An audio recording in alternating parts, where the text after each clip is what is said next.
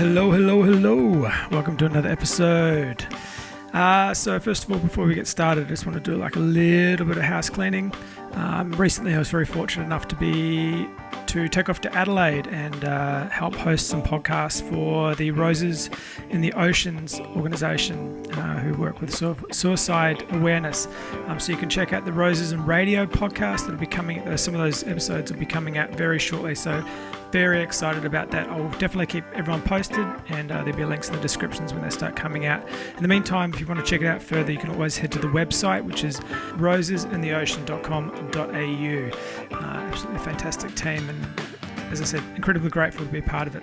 Also, and some really big news here in Australia is that Equinor has decided to pull out drilling for oil in the Great Australian Bight. That is an absolute massive win for the Southern Ocean and the southern coast of Australia and New Zealand, and for the world, to be completely frank with you. It was an absolutely shocking proposal, and I just couldn't be happier, along with millions of other people.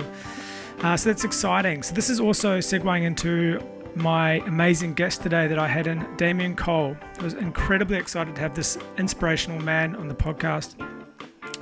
And holy shit, what a year Damien Cole had in 2019.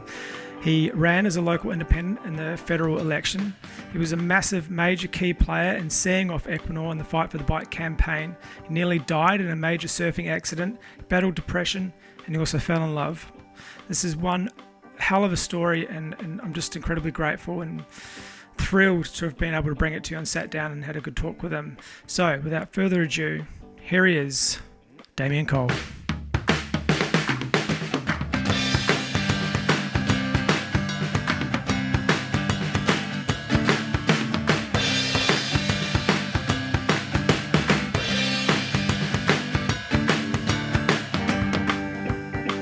Sweet. Good. Hey, bro. Hey. Thanks for coming on the podcast. Cheers. No worries, mate. There we go. Welcome back. Yeah, thanks, mate. Thank you. Where have you been? Where have I been? The last few weeks, I've had a really good start to 2020, actually. Went down to Tassie for 10 days, and then went over to Indonesia for 3 weeks, and then just went down to Tassie again for 5 days with my mum. Just got back last night. So. I'd love to go to Tassie. You know, I've got a mate down there, Prema, who's a rapper, and cool. and he's just opened a seafood restaurant in Hobart. And so you got to come down and mate, Tassie is one of the most incredible places I've ever been to. It's up there. I think it's my favourite state in Australia. It really is. There's just hidden gems around every corner. It's incredible. Yeah. I still haven't been. I can't believe I haven't been. I feel pretty guilty about it. It's the only place that I've been told sort of resembles New Zealand in some way, and I still haven't. And it's so cheap. It's only like $80 to get there and $80 to get back. And if I can give you some advice, just grab a van. And really? Grab a van and do that. And just cruise. You go down Bruny Island. How long do you reckon you need? It's one of those. That's one thing with Tassie.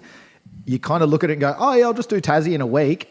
But, it's just a little island just south of us, but it's quite, not hard to get around, but the roads aren't great. They're really windy and it takes a little while. So I'd say for you to get a good sense of what Tassie is, minimum 2 weeks, I'd say. Yeah. All right. But if you can do a month, even better. So some people think about that with the New Zealand as well. Some people look at New Zealand and they go, we're going to go to like the South Island for a week, spend there and just travel around the South Island for a week. I'm like, motherfucker, you like, it's it's quite a fucking big island, man. And there's a lot of shit to see. You're gonna it's a week, so you sort of really need there's things you can do in a week. Like I'm sure in Tassie there's shit you can do in a week, and that's enough. But it's like it's a lot of driving. That's the thing. It's you end up. I remember funnily, the first time I went to Tassie, I was in year 10, and we did a trip down there with school. And I swear they tried to get us to see the whole island in like 3 days. And I speak to all of my mates now, my school friends, and all we can remember is the bus. We just sat in a bus for most of the time, And it was that's all I can really remember. It's just kind of like, if you want to really know a place, it's like those crew that go on Kentucky tours in Europe. And they're like, oh man, I did 27 cities. Yeah. Oh yeah, how long were you in Europe for? Oh, 29 days. And you're like, I feel exactly the same. Like, Yeah, I don't think you should. I mean, this is me personally. I know some people love doing the Kentucky thing and the guided tours and stuff like that and like going to all the landmarks and all the tourist spots, which are important. Tourist spots are important for a reason. It's good for the economy. It's great for the economy. Well, yeah, it is. So good on and them. they exist for a reason. Yep. You know what I mean? Like they call them tourist destinations for a reason because they're amazing. Yeah. Yep. But for me, it's traveling and going to different places and different countries and is more about, instead of me just going there, it's more about me experiencing the culture and the people, the food. Surf's pretty important. Always. Yeah. You know? It's always a great excuse as surfers where, you know, you just throw a board in, you're like, it's an excuse to travel really and find waves for sure. But yeah, definitely it is that kind of getting lost and actually being out of your comfort zone. I think that's the point. I've never understood how people can travel to the other side of the world so that they can go sit at a resort where everybody just speaks English. They have Western food. They have the exact same food from home, the same drinks, the same everything. And then it's like, what have you experienced? Like just a resort, really? Like, I don't know. God damn you, McDonald's opening up everywhere. Yeah, that's it, everywhere. Yeah, well, at least I suppose it does provide some people like, you know, like there's that fear thing that when people go away, they're afraid that they're going to get sick or they're not going to enjoy the food or something like that. I guess I can understand that, but mate, I reckon I've only ever gotten sick off Western food when I've been in really, because you spent time in Bali as well. Have you never been to Bali? Indonesia? No, but I mean, a little bit of spitty, a little bit of a rub. We all get that, but in terms of actual sickness, I think I've only gotten sick kind of 2 or 3 times, and it's always been. I got it once from pasta, actually twice from pasta. Pasta? Yeah, how the fuck did you get sick from pasta? Yeah, this is the first time I went to Indo. I spent a month in Bali when I was 17 with some friends. That was an eye-opener. As a 17-year-old, it was like, woohoo!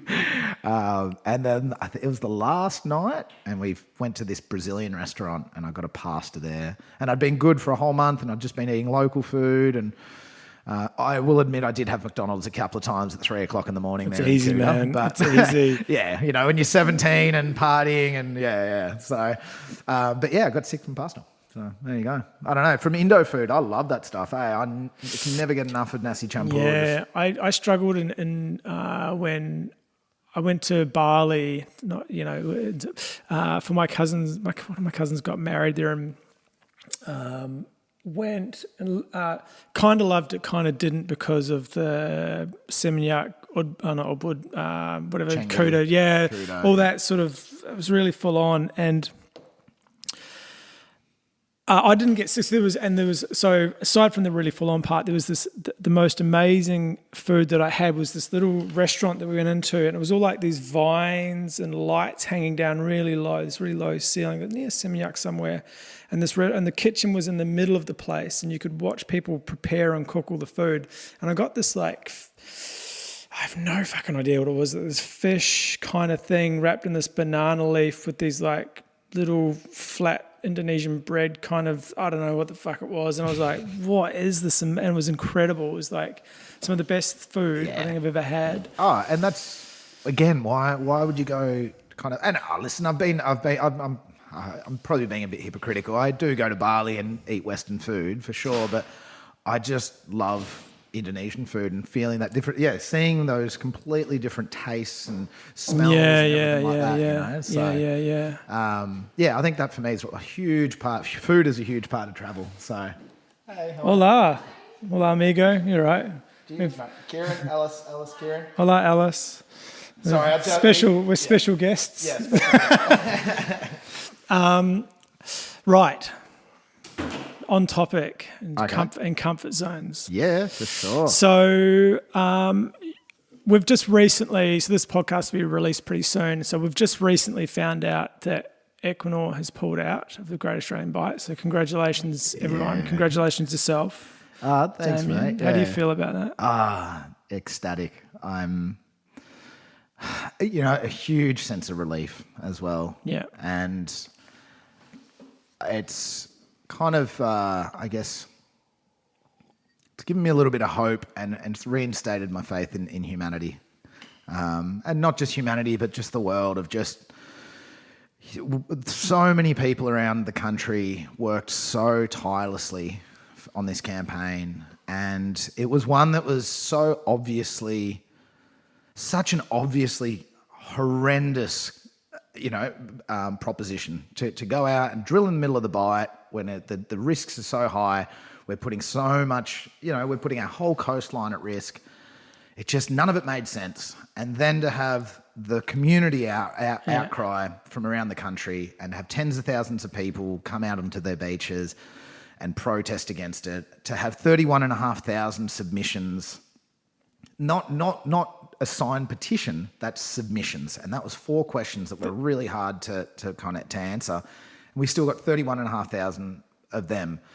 To have so many people behind this and then for it to still get approved, that was really, really deflating at the end of December. So just to quantify and put a bit of context for people out there, there's, and I've got a lot of listeners in France, bonjour. Bonjour. Bonjour tous les Français. And America and that, just to put some context into it. So there's or do you want to do that? Yeah. So I can run you through the whole kind of story if you want. Let's quickly go over the context of the situation. So what's happened is, if we go right back, the Great Australian Bight, which is on the southern coastline of Australia, it's kind of where it looks like a shark has taken a bite out of the bottom of Australia, for anyone who can visualise that. It's a pristine environment, which 85% of the species in that area are endemic to that area, so only found there. It's a huge breeding area and nursery for whales, for a number of different whales.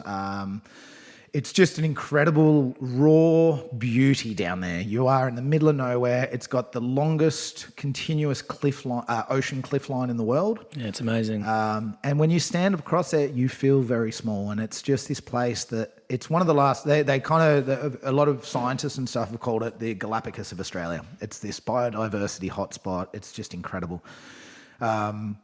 Also, we've got a couple of national marine parks down there as well, off the coast. We've got the biggest fishing fleet in the Southern Hemisphere in South Australia.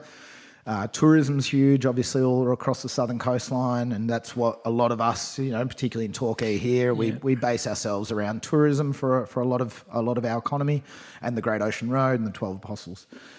Then in 2011, I believe it was, or it might have been 2012, then the then resource minister, Labor resource minister, opened up the area, cut up this huge chunk of the Bight and opened it up for leases for oil companies to go and explore in that area.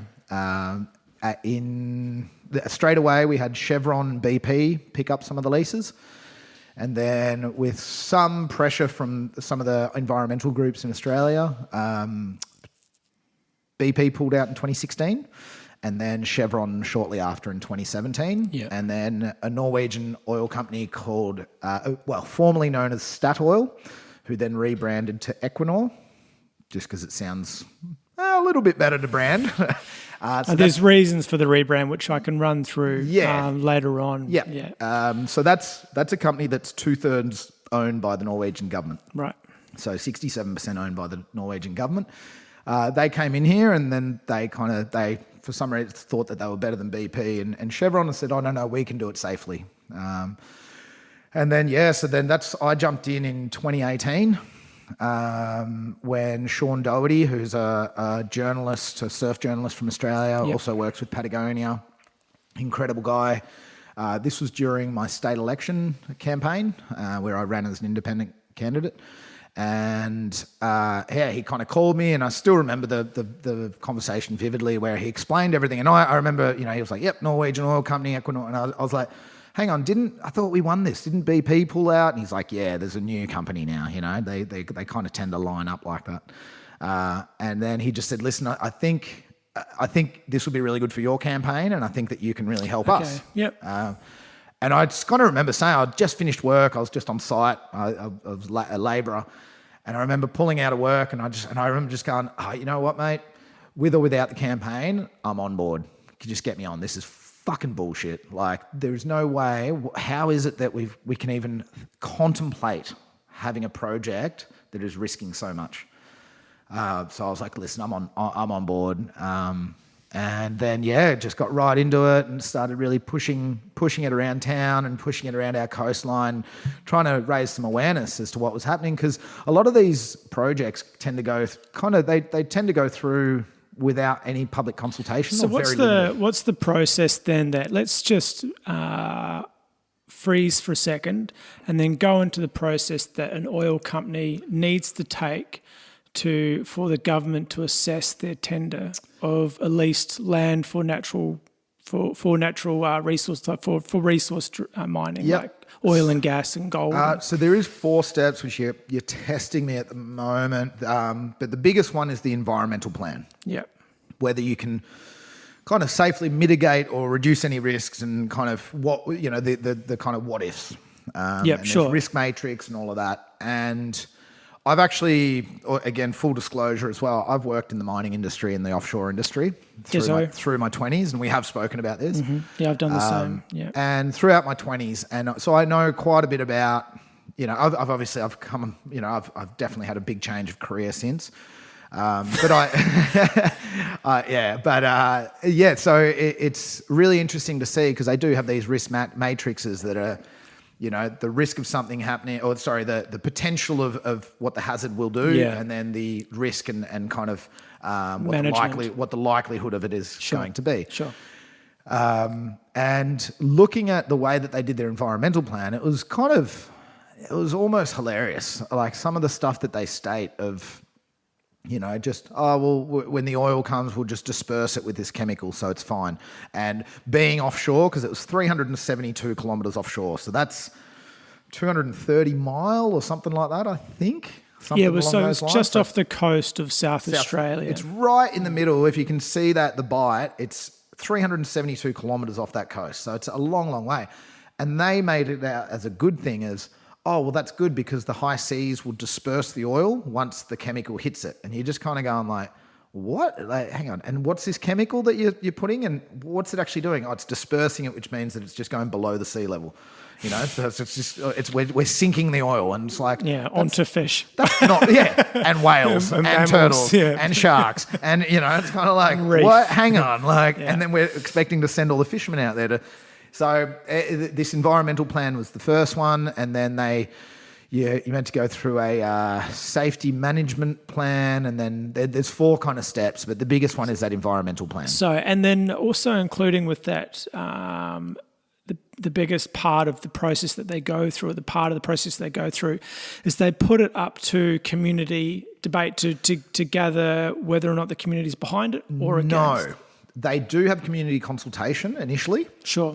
Which they kind of choose who they consult with. Mm-hmm. Which are representatives of the community, I'm sure. It depends which, because we had zero contact with Equinor personally, or anyone from Torquay, even though.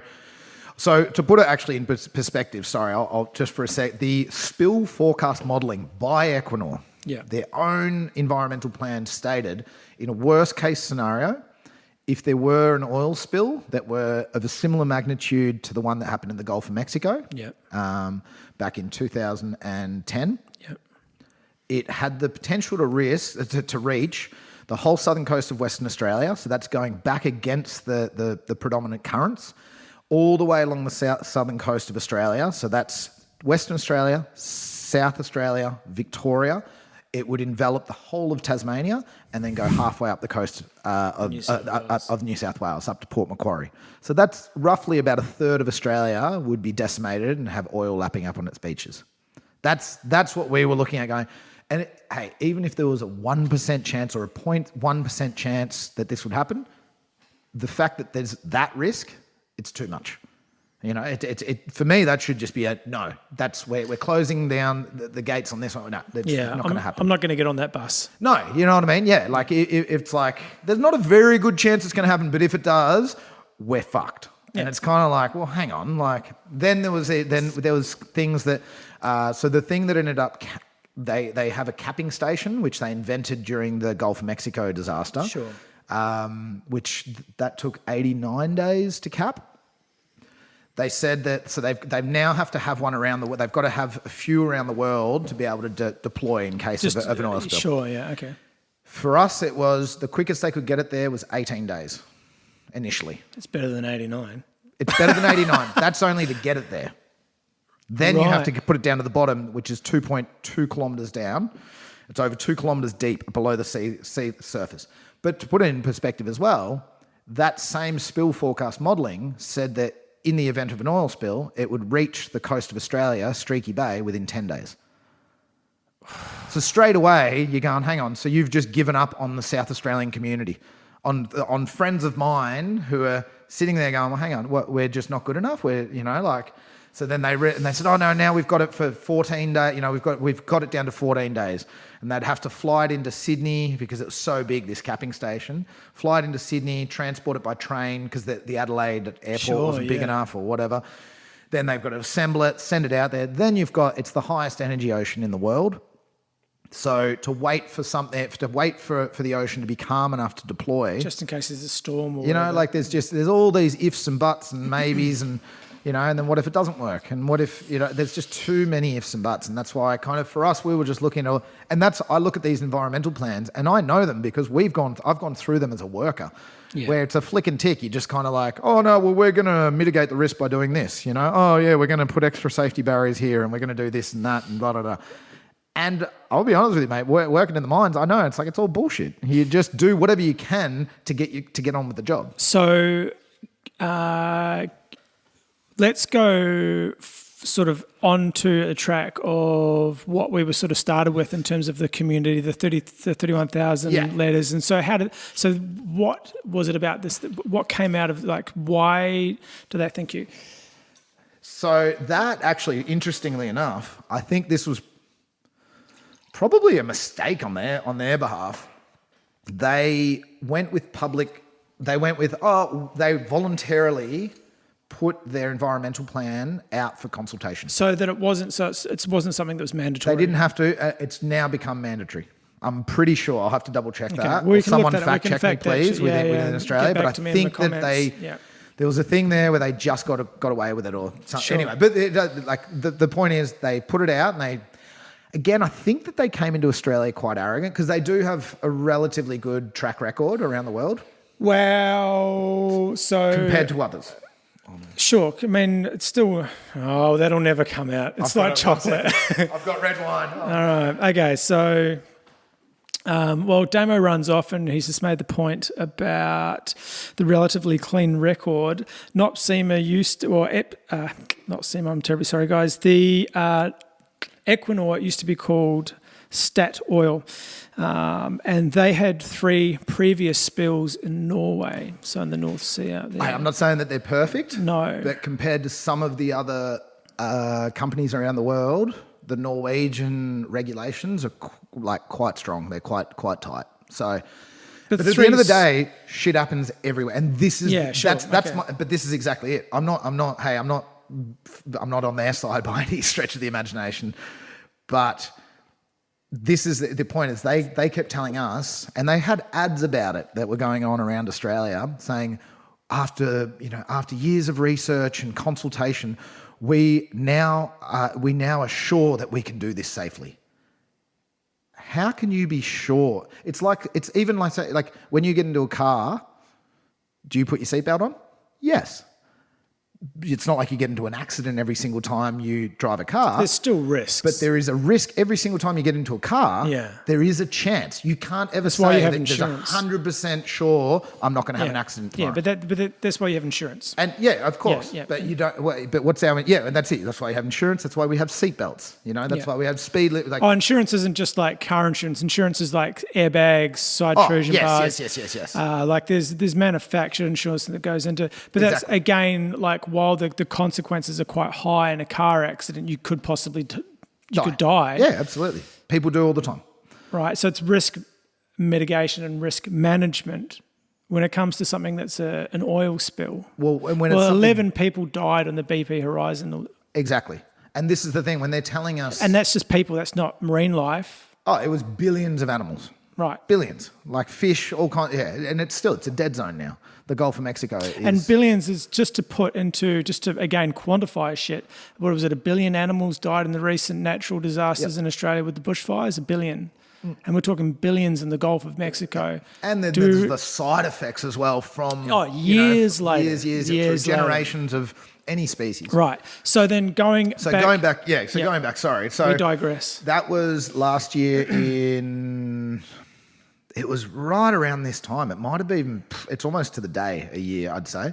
It was around the end of February, might have been 21st or 23rd of February last year. Happy anniversary. Mate, this is what I can't believe this, hey. It's been the wildest 12 months of my life. Yeah, what a relationship. And 18 months probably, but so they put it out to for public consultation. Yeah. That was when we took it on and went, this is our opportunity right now to break it down, show everyone what's actually going to happen, what the risks are, showing their own forecast modelling, what they're there's all these things. So we decided, we're like, right, we need to do something. Let's do a paddle out in Torquay. We're going to, let's get a protest, a paddle out, which for anyone who doesn't know that is usually held for funerals in surfing communities, for highly regarded kind of surfers or community members, and it's usually for funerals and celebrations like that. And we just thought, well, this is our chance to kind of do something a little bit different in terms of a protest, and it's our way of doing it because we are surfers, we're a surfing community, and this is the way we do it. And you could almost go with the symbolic thing of kind of mourning our oceans if they do, if they do go, and that's what we would, So we decided on March 3rd last year that we'd have a paddle out on that day, and luckily I've got an incredible team in Torquay. Like, I don't know how I've amassed this team, but I'd be fucked without them. I wouldn't have lasted a week without them, And they just work tirelessly, and I tend to come up with crazy ideas, and then I just go, oh, here's all this. And they just look at me and go, all right, yep. And then they just make it work. And then things just fucking go. It's incredible. And over the space of a week, we only had a week to organise this thing. And we were kind of going putting it out there. Social media was key. I've got a guy, Jeremy, that's under the handle for Instagram, Jeslenko Creative. Yeah. And he just went nuts. He was like, right, give me your handle, let's go. And he just flooded the whole area with just all these posts of just, you've got to be at this protest. You have to be. Do you care about the ocean? You've got to be, And we were kind of looking at it going like, we'll be happy with a few hundred people. We'll be happy with 300, 400, 500 people maybe if we're lucky. And it'll be really good. And funnily enough, actually, on the Thursday afternoon, I get a call from the local kind of governing body for that beach, for that esplanade. And he calls me and he's like, hey, mate, do you want to tell me about what's going on Saturday? And I'd kind of just thought, I was like, it's just a paddle out. You'll just wing it. I don't need permits, mate. It's just a few surfers paddling out. Sure. And he kind of goes to me, he's like, do you want to let me know what's going on? I was like, oh, yeah, shit. Listen, sorry, mate. I've just kind of forgotten. I just didn't think I don't know. And he goes have you checked the Facebook event that you've done? There's over 1,000 people going. And I was like, oh, shit, really? I'm like, okay. So I ended up, and he's like, I really want this to work. He's a great guy. Sure, And he just went, I want this to work, so get me in all the paperwork and I'll get it through. And anyway, that's a side note. So I got it through Friday afternoon, stressing, because if not, shit hits the fan with that. And then comes Saturday, standing there, setting up with all the volunteers, and I remember I had two of my real key team members there, and just as the kind of, it's almost like a movie. As the clock struck 12, this horde of zombies, thousands of, I don't know, they were all in black though, so it was like ants. It was like all these ants just came over the hill. It was, and we just looked at each other, and we were like, and everyone's carrying boards and signs, and we looked at each other and like, what the fuck have we just done? This is whoa. And then ended up being, I don't know, it's hard to always quantify these things, but crew were kind of calling a good 2,000 to 2,500 people there. Shitload of people. And it just... It's a lot of neoprene. Yeah. Well, that's, which we'll talk about later. The neoprene, we've copped a bit of shit from that, but... I didn't mean I was... No, but it is a lot of neoprene. Mouth. Yeah. No. But hey, it's a very valid theme. But so we did our first paddle out, and there's so many stories. I mean, I could talk to you for days about what happened in the last 12 months. The fact We had an oil rig the morning of, or the night before, actually, the Friday night. Darren, who works with Surfrider Foundation, he's the secretary for the Surf Coast branch down here. And he's been by my side since the very beginning. He's one of the key team members here. He's been incredible. Friday night, he goes, what if we, stay with me here, what if we build a big, giant makeshift oil rig? And then we put it on a giant stand-up paddleboard, and that's what everyone sits around in the paddle out. And I was like, fucking genius. All right. I don't know how we're going to do it. It's Friday night. Have you ever made a makeshift oil rig? No.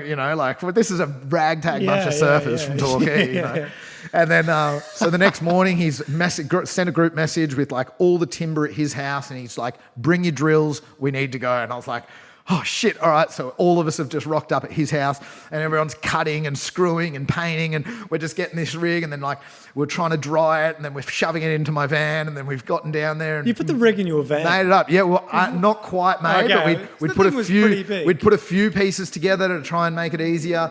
And then we got it down there, put the rest of it, we turned it into a Meccano set essentially. And then I've called up my mate who's got this giant stand-up paddleboard. I'm like, get it down here now. We need to do it. Like, it was just mayhem. Probably from the outside, I think it sounded like everyone was like, geez, you guys are running a tight ship here. We're like, no, it's not a tight ship. It was, the kind of smoke and mirrors. It's more of a giant floating stand-up paddleboard. Yeah. You need really good balance to stay on it. And you do, It was... Dude, I got a 6-pack. Yeah. Best ab workout ever. Yeah. So so that was, and then like we got it all done, and then come the kind of, and our call to action here was, because the public consultation was write a submission to NOPSEMA, which is the governing body. It's the National Offshore Petroleum Safety Exploration Authority. There you go. Yeah. Management Authority. Yeah, there's an M in there. Blah, blah, blah. It's an acronym. Yes, so they're the governing body, which are apparently meant to be independent from the government, but whatever. Not quite, who knows. Stacked with oil lobby, ex-executives and all kinds of shit. But so our call to action was, we need all of you here to come here as the first step, and to attend the protest is the raising awareness. Now, what do we do? And we asked everyone, please go and write this submission. So what's the submission form? Which is the four questions that we talked about earlier. The 4 questions which, I'm in the environmental sector. I've got 3/4 of a environmental science degree, still going. And I looked at these 4 questions and I was like, in my opinion, deliberately confusing. So who writes those questions? NOPSEMA. Okay. So the governing body, who, with the government that we've got, it's all a bit, and for anyone who doesn't know the government in Australia, for your Americans or whatever, we've got a Trump-esque kind of government, Well, I'm going to get to that in a second. Which is, another part. But so that was our call to arms. And then again, my team put together a Facebook page that was NOPSEMA submissions. And we had a guy who's an environmental consultant. Yep. And he broke down the whole thing and broke down the whole environmental plan and actually stated what it meant. And he put that forward and made that public, and we shared that around the whole country to allow people to make sense of these questions and the environmental plan. Because it was a little bit confronting, a little bit like... Huge. I remember looking at the questions myself when I went to fill out the form, and I was like, what the fuck? And that's what I'm saying. I was looking at it going like, what do they mean here? Like, are they... And then the document, I remember the environmental document that they released was like a Bryce Courtney book. It was quite a big... Oh, huge. Yeah. And it was, So we got 31,500 of those submissions. Yeah.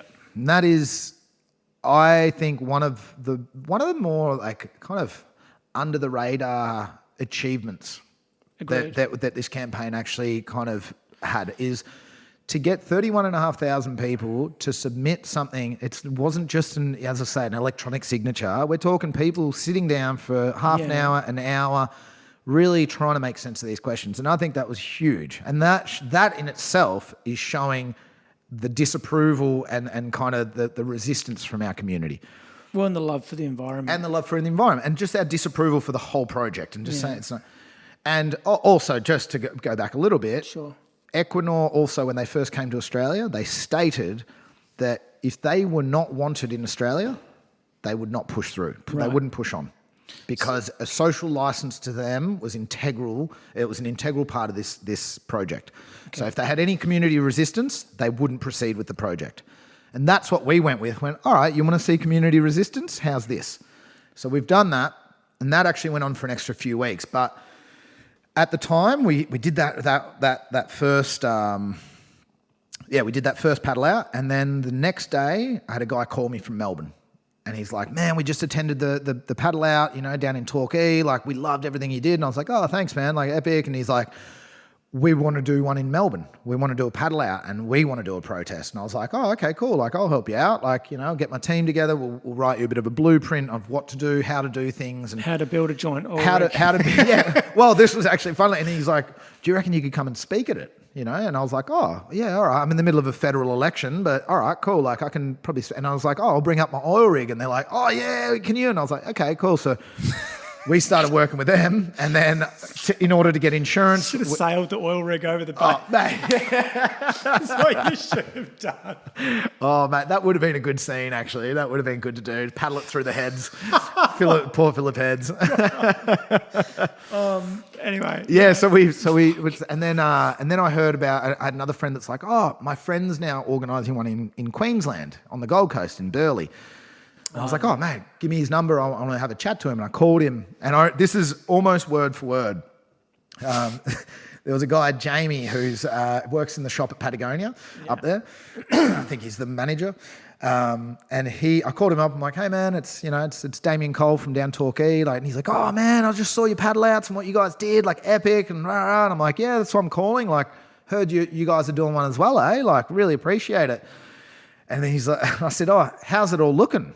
And he goes, oh man, well, we thought it was going to be big, but now we think it's going to be really big. And he said it almost like that in the exact tone of like that real kind of low key, like, yeah, we think. He's like, I'm getting everyone who wants to jump on board and they've seen what you guys have done. Rah, rah. And he's like, I don't know, I'm getting over. And that's why I just went, hey mate, this is why I've jumped in with you.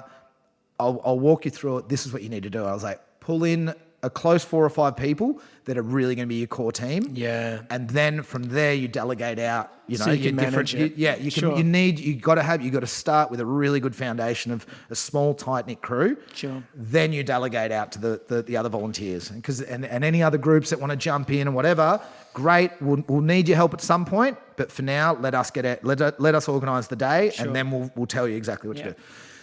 Then he goes, oh, I would love for you to speak up here. Like, do you reckon you can make it up? And rah, rah. And I was like, oh, shit, maybe I'll have I might be able to make it up or whatever.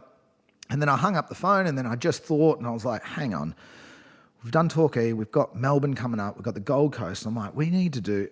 It's clearly, it could go national. And I was like, we have to make it go national.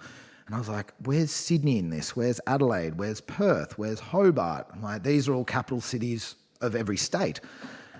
And I was like, we need to make this a national series. And I started calling people from all over the country, and I just explained exactly what we're doing, and we want to have paddle out in your city, and people were like, yeah, we're on, all right, cool. And then I got my team in, and I said, listen guys, I've kind of come up with this idea and I've started the ball rolling.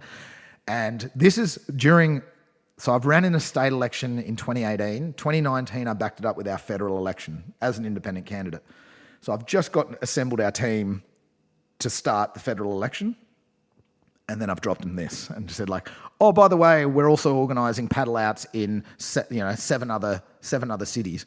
And they were just like, are you fucking kidding me? Like, nah, there's no way you're doing this. You can't expect us to, run the federal election and run this whole series and rah, rah, rah. And I was like, listen guys, we have to do this. Like, this is for the Bight.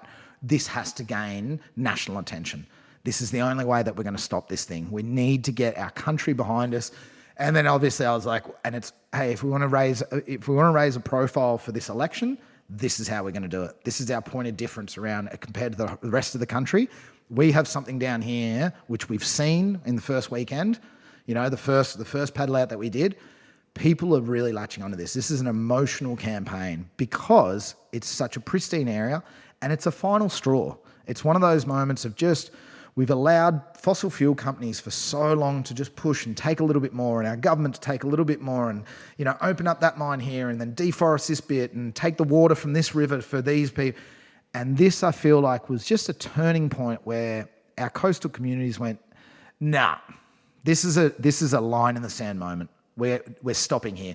No, we're saying no. We're fucking done with this. Yeah. That was, we saw that, and then after a little bit of coaxing, my team went, okay, cool, we're on. Yep. And I just said to them, I was like, I will make sure I will not miss an event in Torquay. I will be at every single interview. I will be at every single candidate forum. I'll make sure that we make everything work.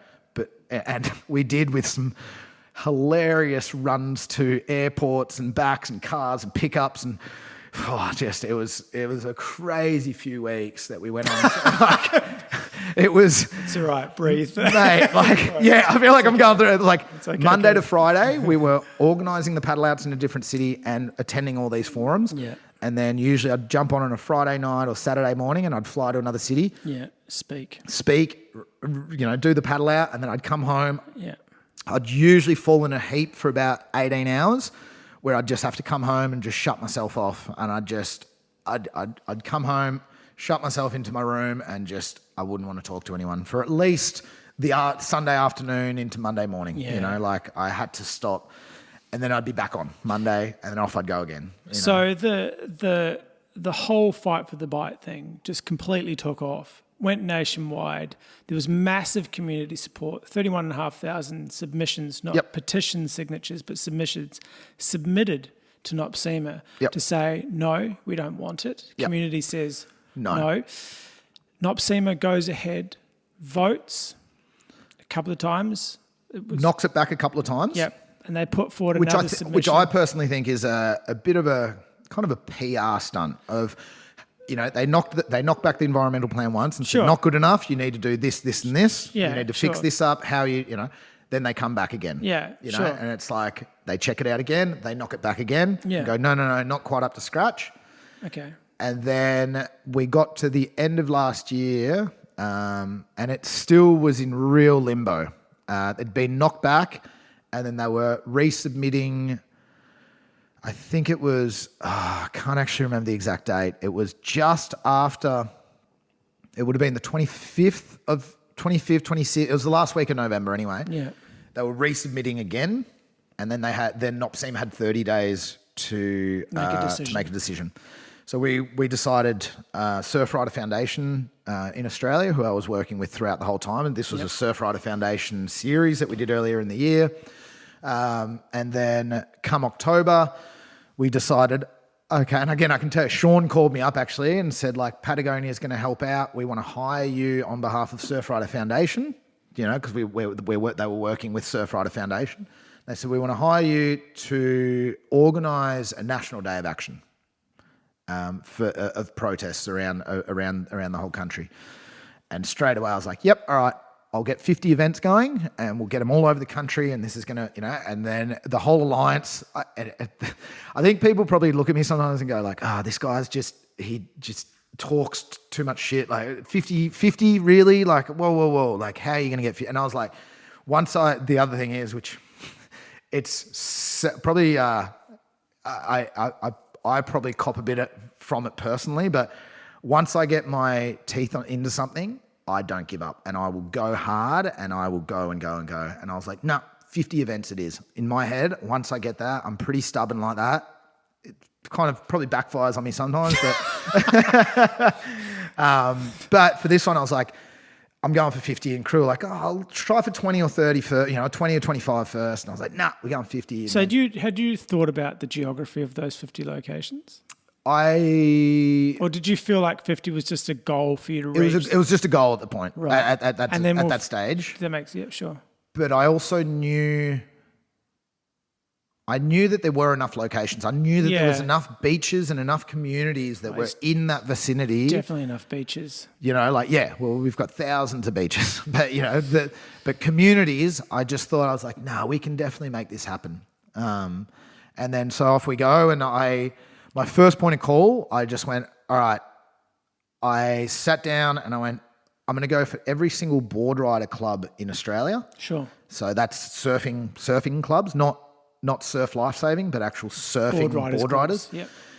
And I went, all right, I'm going to get the number and the contact of every the contact name and number of every single board riders club in Australia, which, just for fun fact, 216 of them. There you go. And that includes that can go on the Wikipedia page. Yeah, exactly.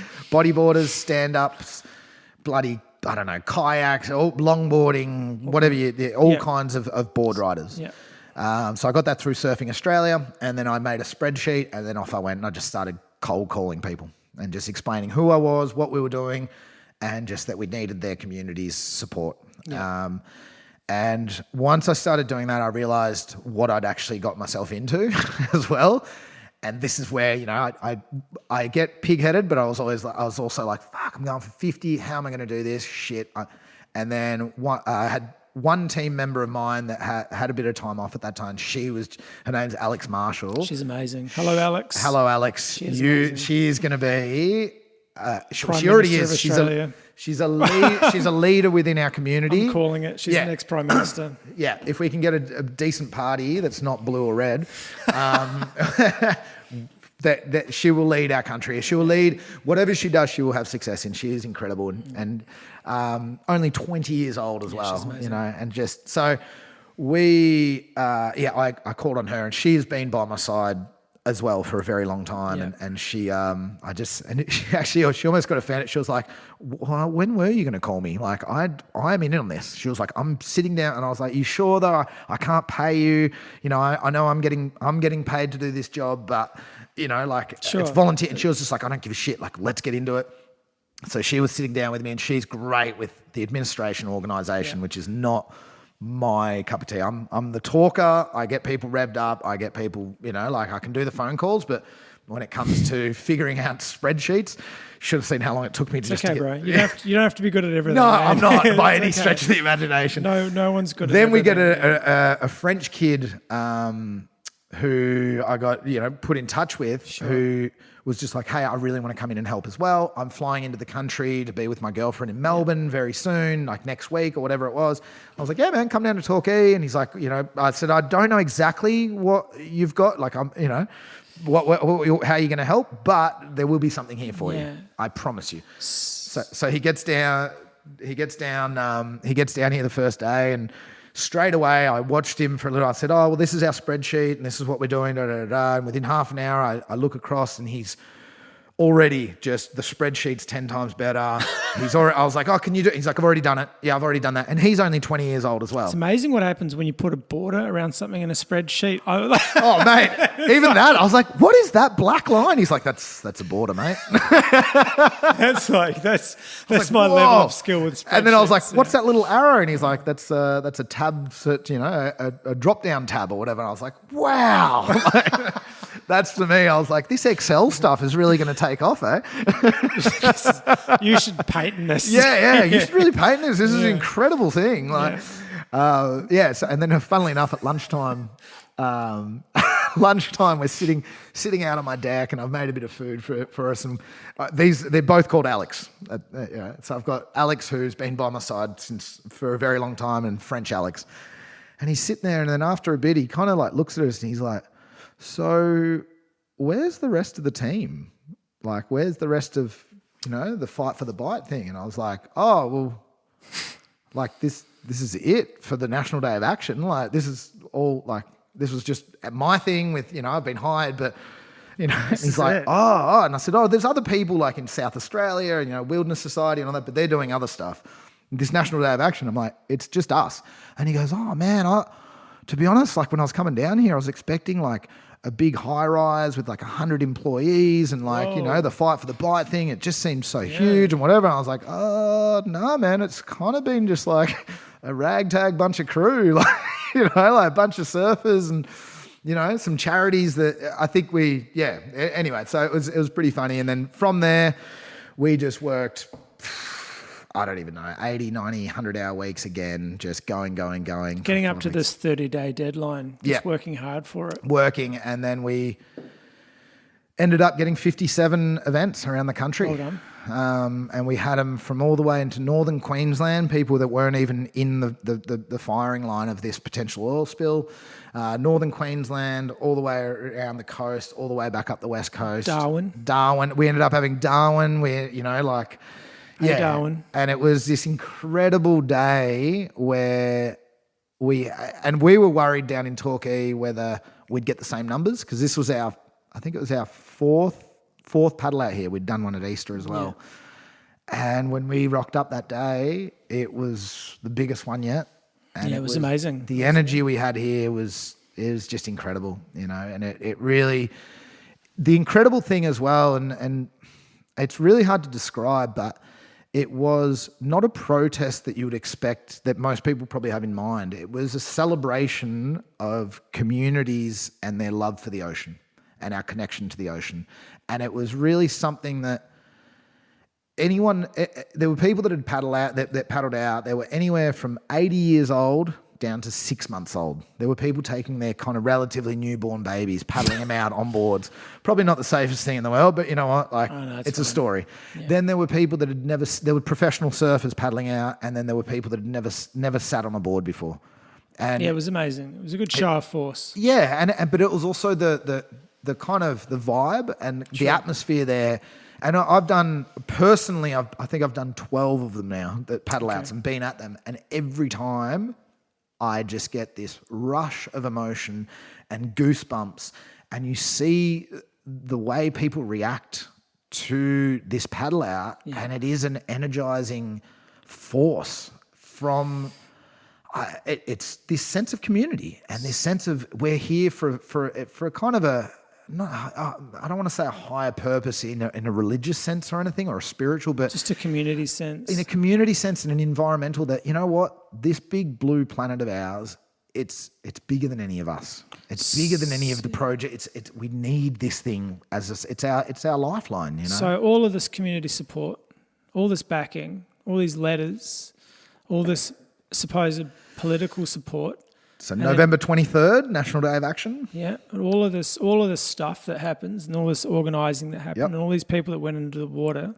And then Equinor resubmit their environmental plan. I think it was on the 27th, now that I remember it, of November, which led to the 30 days being between Christmas and New Year for NOPSEMA to make a decision, which all of us, there was a big kind of outcry for that. And they then turned around and said, we won't make a decision between the 21st of December to the 5th of January. We'll allow the holiday time.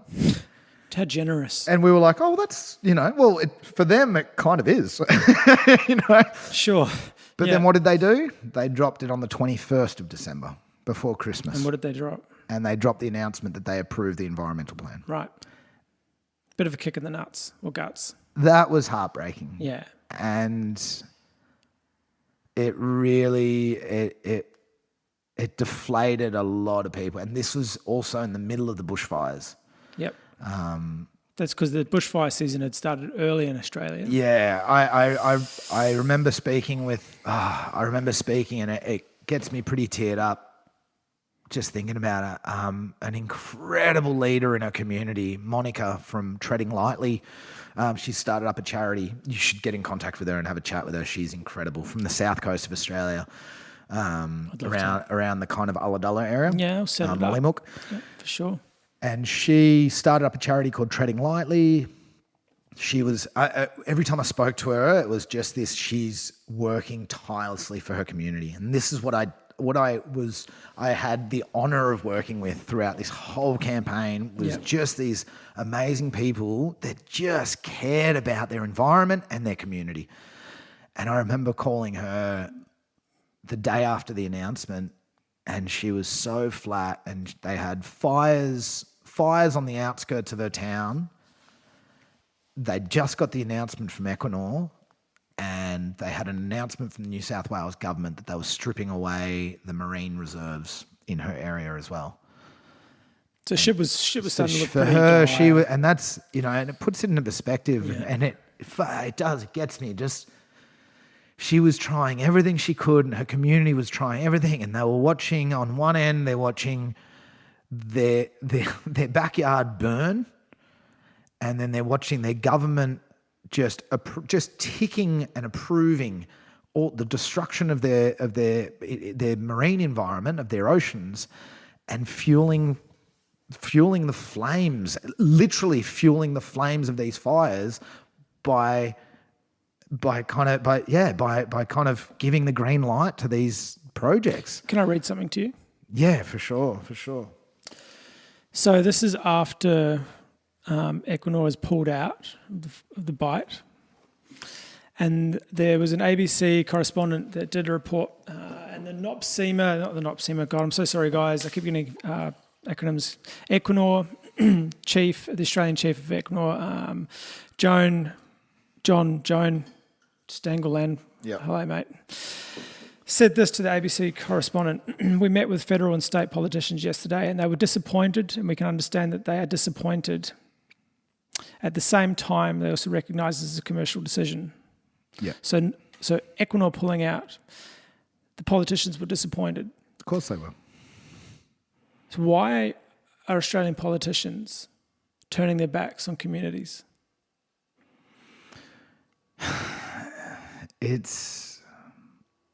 After all of this outcry, after all of these people that are saying what's important to them and where they want their country and their community to be heading, after all of the natural disasters that keep happening around the country, the floods, the fires, the possibility of disaster through oil and gas and natural resources, why are politicians still turning their backs and signing deals? It doesn't happen to me often, Kira, but I'm at a loss for words. It's a really tough one because it kind of. I mean, the reality is because they're in the pockets of these multinational companies. Is it? Yeah, they are. They're all. I mean, you look at the. I forget his first name, but it was I forget the guy who opened up the leases. Sure. For the Great Australian Bight.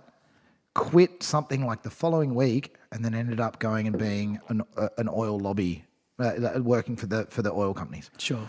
You know, within a year. Like, you've got people from NOPSEMA. When you look at the board members for NOPSEMA, 7 out of 8 of them have got a record. Their CV is working for fossil fuel companies for the last 30 years, and in executive kind of high position roles. So you look at that and you go, all right, then those people, and then they're friends with the ministers, and for all of those members of parliament. I mean, there's a lot of pockets being scratched. There are so many pockets being scratched. There's so many friends and family members of, it happened, and unfortunately it happens all over the world. And that's the thing when you look at the state of our planet as a whole. Capitalism. And I don't see capitalism as an inherent kind of evil. It's capitalism unchecked. Because if you imagine, like, at the very beginning when capitalism really kind of took off, it was, hey, you have the freedom to build your business and become big, and that was fine for one person to build their business and kind of grow. And that was however long you want to call it, a couple of hundred years ago in the Industrial Revolution. Things weren't as big as this. It wasn't a global kind of. So that's the kind of thing that you mean, where you don't have to come from money; you can make it for yourself. Well, that's what it was, and that's how America's been so great. Is because it was the land of the free, and it was you can go and land of opportunity and all of that stuff, and it's great. It's great if you have that, and it's probably started off. I would like to say innocently enough, where it was just allowing people to make money and to be successful, and that's great. But then it's morphed into this like it's morphed into this like global kind of, these companies have billions of dollars, and they have grown side by side with these governments, and they've helped each other throughout the way. And probably again at the very beginning, it probably wasn't. It didn't do too much harm because we had less numbers. It was smaller businesses, smaller companies, the whole lot. Yeah. It's gotten to a point now they're so deeply entrenched, and our systems are so deeply entrenched that it's hard to get out of. And these governments and these politicians and the political parties are at the beck and call of all these kind of these companies that are funding their political parties. So what? So with all of this crap going on, what's the point in voting then? Like, what is someone supposed to do? How are you supposed to evoke change, or how are you supposed to do something? How are you supposed to trust the politicians meaningful? Well, you've got to do your research to start with. In your own local area, and it starts at local government. Whoever you're going to vote for, look into them and look at what their policies are, look at their track record, look at their background. The other one is, this is not, luckily in Australia, we're fortunate enough to not have a two-party race. Preferred thing, yeah, sure. We actually do have, even though both parties have tried for a very long time to push the notion that, a vote for the Greens is a wasted vote, or a vote for the Animal Justice Party is a wasted vote, a vote for, whoever it might be, whoever you want to vote. Yeah, they're constantly trying to discredit this, the smaller parties. But the thing is, we have so many parties around the country who are there, and every vote does make that change. And the great thing about our voting system is we can have it so that you can vote for, like, I was an independent. You could vote for me first. If I don't get in, you actually get a second vote because you've put 1, 2, 3, 4, 5, 6, 7, and 8, or whatever, however many you can. Yeah. So you actually get to have a preference system where your first vote doesn't get in. That's okay, because we'll give you the second one. Oh, the Greens didn't get in. Oh, that's all right. We'll give you the third one. Take your pick. Priority voting system. So you have this priority vote, and it gets to a point until that person gets elected. So it's like, oh, awesome, you ended up picking Labor. Or okay, well, and that's where I'd look at it and go, that's not my preferred. Labor for me are the lesser of two evils. They're kind of trying in saying that they've been a bit spineless in the way that they have in the way that they've outlaid their policies, and their policies themselves are very much sitting on the fence. They want to talk to money, but then they also want to talk to the working class, and they want to talk to also the environmentalists. But by doing that, they've spread themselves out, and everyone's looking at them going, well, you don't actually have a backbone. But yeah. So I guess going back a little bit with talking to the people in power, the politicians, and with all the community outcry and protests that are going on, and there's a number of different things going on around the country, specifically in Australia. I mean, it's happening all over the world. It's happening in New Zealand at the moment as well, and the US and Britain. Is the conversation that the community's having towards the politicians not working, and does that need to change? Because at the moment it's protests. So what happened here? So let's talk about the Great Australian Bight. This protest happened. The conversation between the community and the politicians was like, we don't want this. We said we don't want this to the company coming and wanting to drill. Yep. We said no, we don't want this to the politicians. The governing body, NOPSEMA, that was put in charge of it, said nope, go ahead, it's okay, you can drill. The politicians said yes, go ahead, you can drill. What needs to change? Because there's a breakdown in communication somewhere where the overwhelming majority of people, 31,500 people, not signatures, but submissions is a lot. What needs to change? Something needs to change. And it goes back to what I was saying with and I probably rambled off a bit, but for me, it makes sense that when there is a system that's been put in place for a century or two, that system is going to be really hard to break down. Yeah. So it's not going to break. It's not going to happen within one election. But the tide is turning right now, and that's the thing, is that we have to be relentless. We have to keep going, and we have to keep pushing. So I do think that it's working, because going back to what I did. And one thing that we haven't really talked about much is the fact that I did run in the federal election as an independent. Yeah. And the fight for the Bight thing took front. It was front and center. That took the limelight for the whole election for us down here. And the conversations that I was having with both parties, particularly with Labor, they were just kind of going like, in order to get, again, my preferences, and this is an interesting, you can't swap preferences for policies, right? What do you mean by that? Well, you can't say, listen, if you put me, if you preference me above another party, I will promise you X, Y, Z, whatever it might be. Okay. But what you can also say is, I can look at them and go, well, these are my policies. I want the bight stopped. I want World Heritage protection, right, of the Great Australian Bight. If you guys come to the party with that, I might look at you with my preferences on my how to vote card. I might look at you favourably. So it's this weird. This is probably very technical stuff of it's. So you can have the conversation and be like, well, this is what I prefer, but you're not technically allowed to say, I will give you my preference if you give me this. But you can also do the, there's a lot of talk that goes on in politics. It's the wink, wink, nod, nudge, nudge. Yeah. Schoolyard sort of shit, really. Yeah, exactly. And it really is. And it got really heated there for a while, where it was funny because there was all this money getting thrown around our electorate because it was the most marginal seat in Australia, or the most marginal held Liberal seat in the country.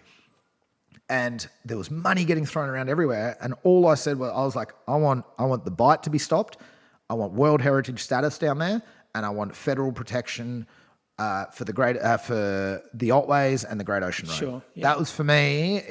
I don't give a shit about money. It's not about giving more facilities and whatever. It's about ensuring the conservation of this area for future generations. And I kept going on and on and on about that.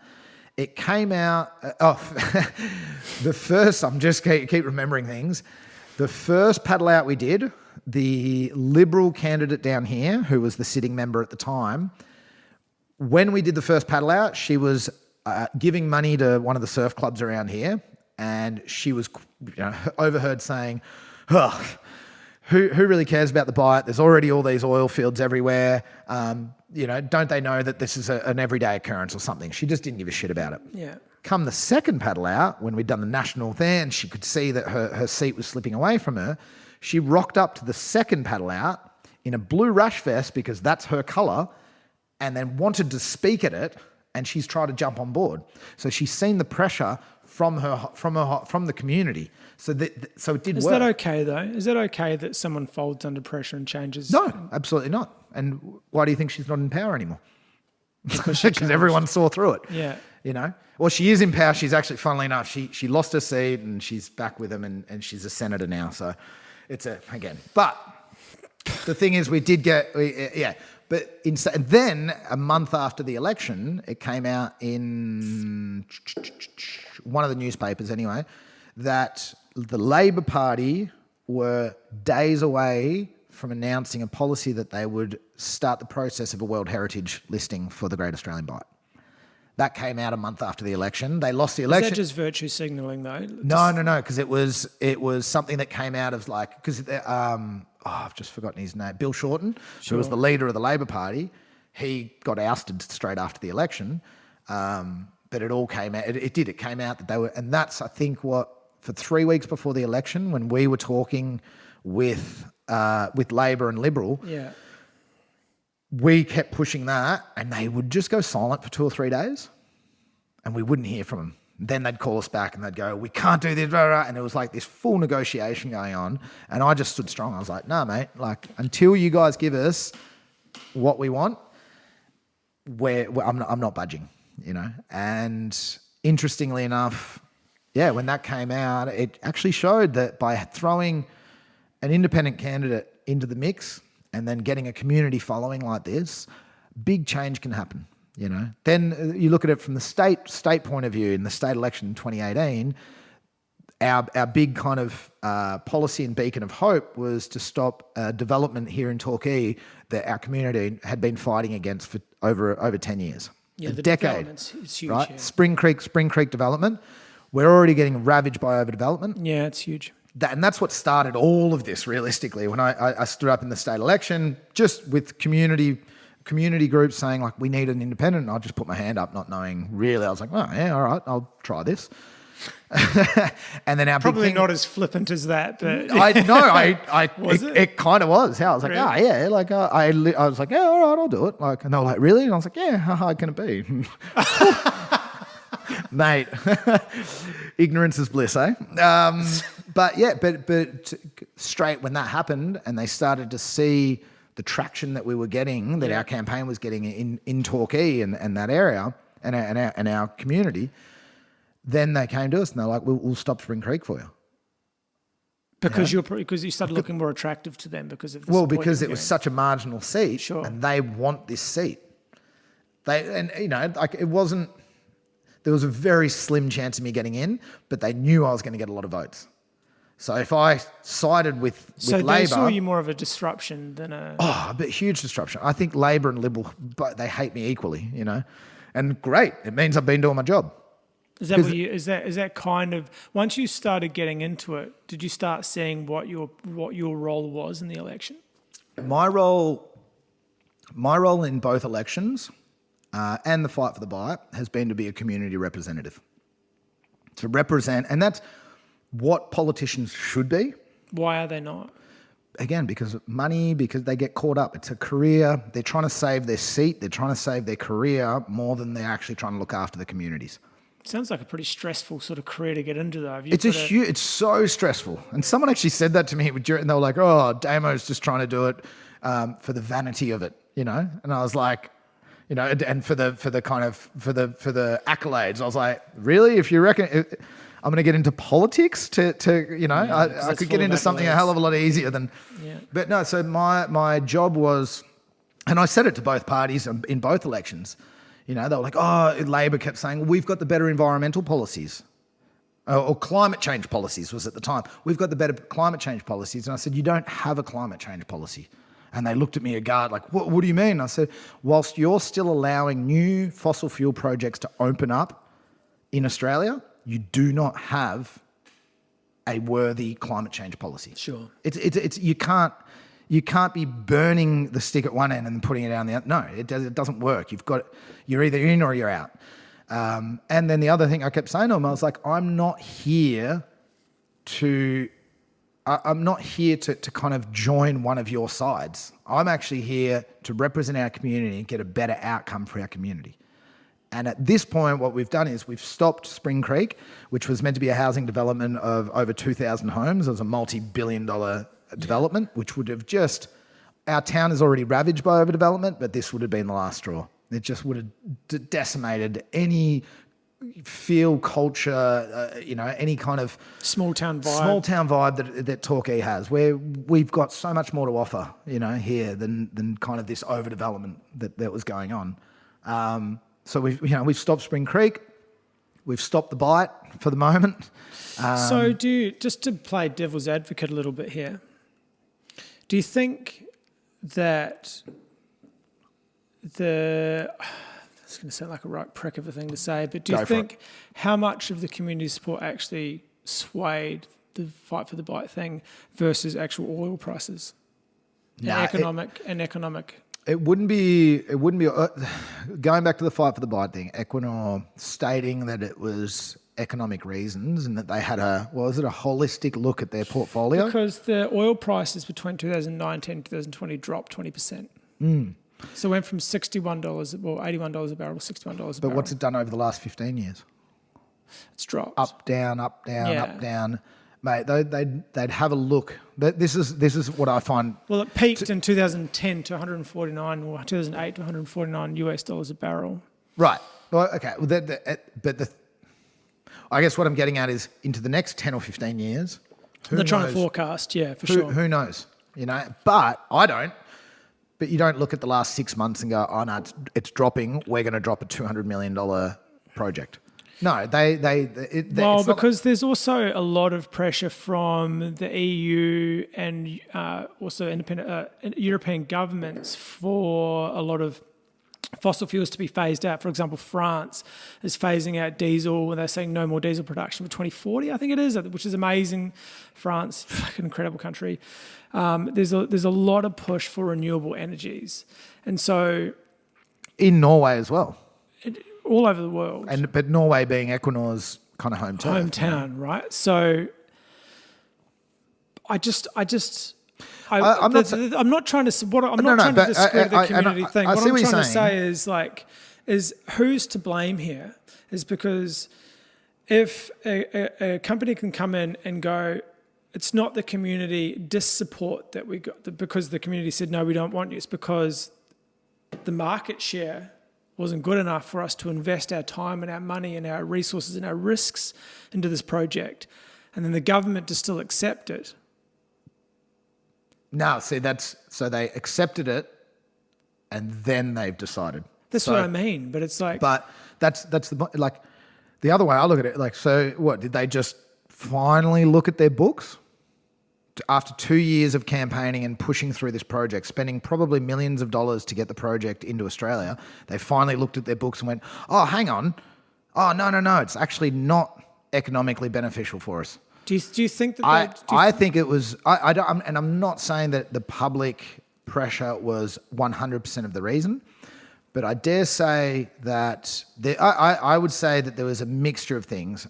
To start with, it would be public pressure, for sure, from Australian communities.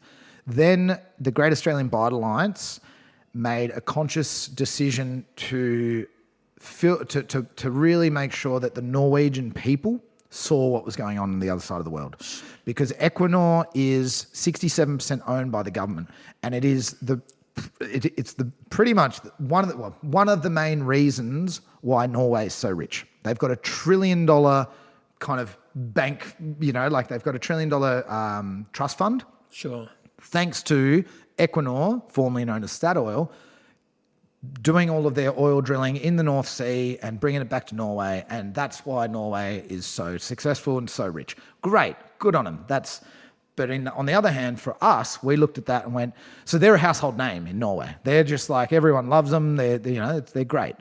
We kind of went, oh, it's true, yeah. And over there, when you look at all the stuff that they're doing in Norway, they're saying, oh, we're going to green and we're going renewable and blah, blah, blah, blah. We're not going to go into the Arctic Circle and drill. So you're saying that they used the economic downturn of it as a scapegoat? Oh, 100%.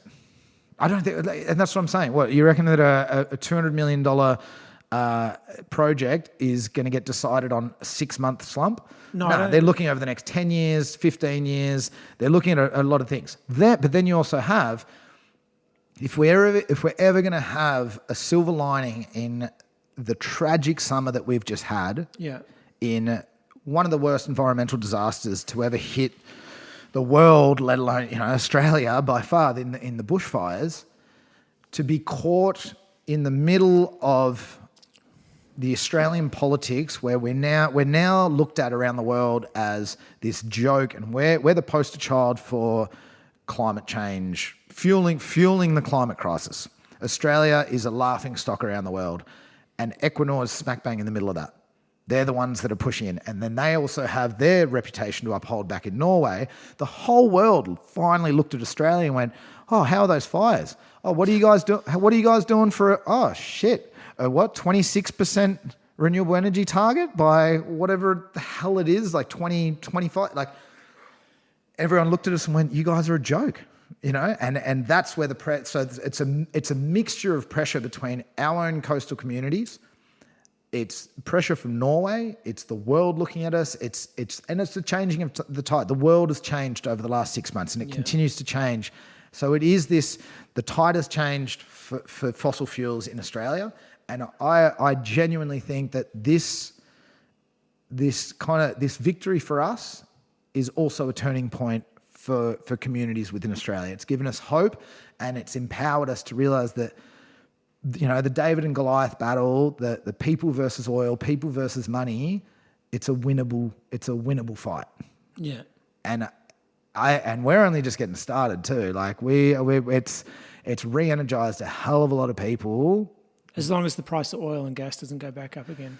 Oh, do you reckon it is? Because you've got insurance companies that are backing away from fossil fuel companies. Adani's, they're struggling to get any financing. I don't know. Look, to be honest with you, I think it doesn't matter what fucking industry you go into. There's negative drawback. If you go into there's as you were saying earlier, there's the paper or plastic argument. Yeah. All right, it doesn't matter. It's or the grocery argument, like the soybean versus meat argument. It doesn't matter what the fuck it is that you do. There's negative drawbacks on anything that's mass produced or anything that's done for a global economy or a global market. Definitely. Well, that's true too. So for me, it's I just, it always comes back to a community thing for me, and always looking after yourselves and the people around you.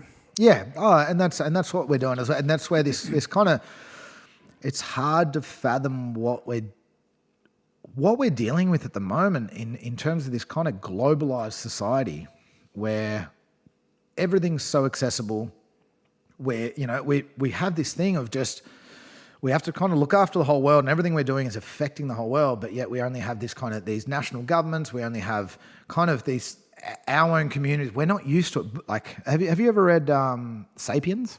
Oh my God, bro! I'm reading his book at the moment, Homo Deus. Oh, okay. Oh, Jenna put me onto it. So, oh, really? Before I checked with Jenna, she was like, "Oh, have you read this?" Like, no. And she's like, "Well, you got to read." So I bought this book. So, did you read Sapiens Jenna first? Hutchison. Hello, Jenna. Hey. Did you read I haven't Sapiens? read Sapiens. So Sapiens is the history before, Yeah. right? Okay.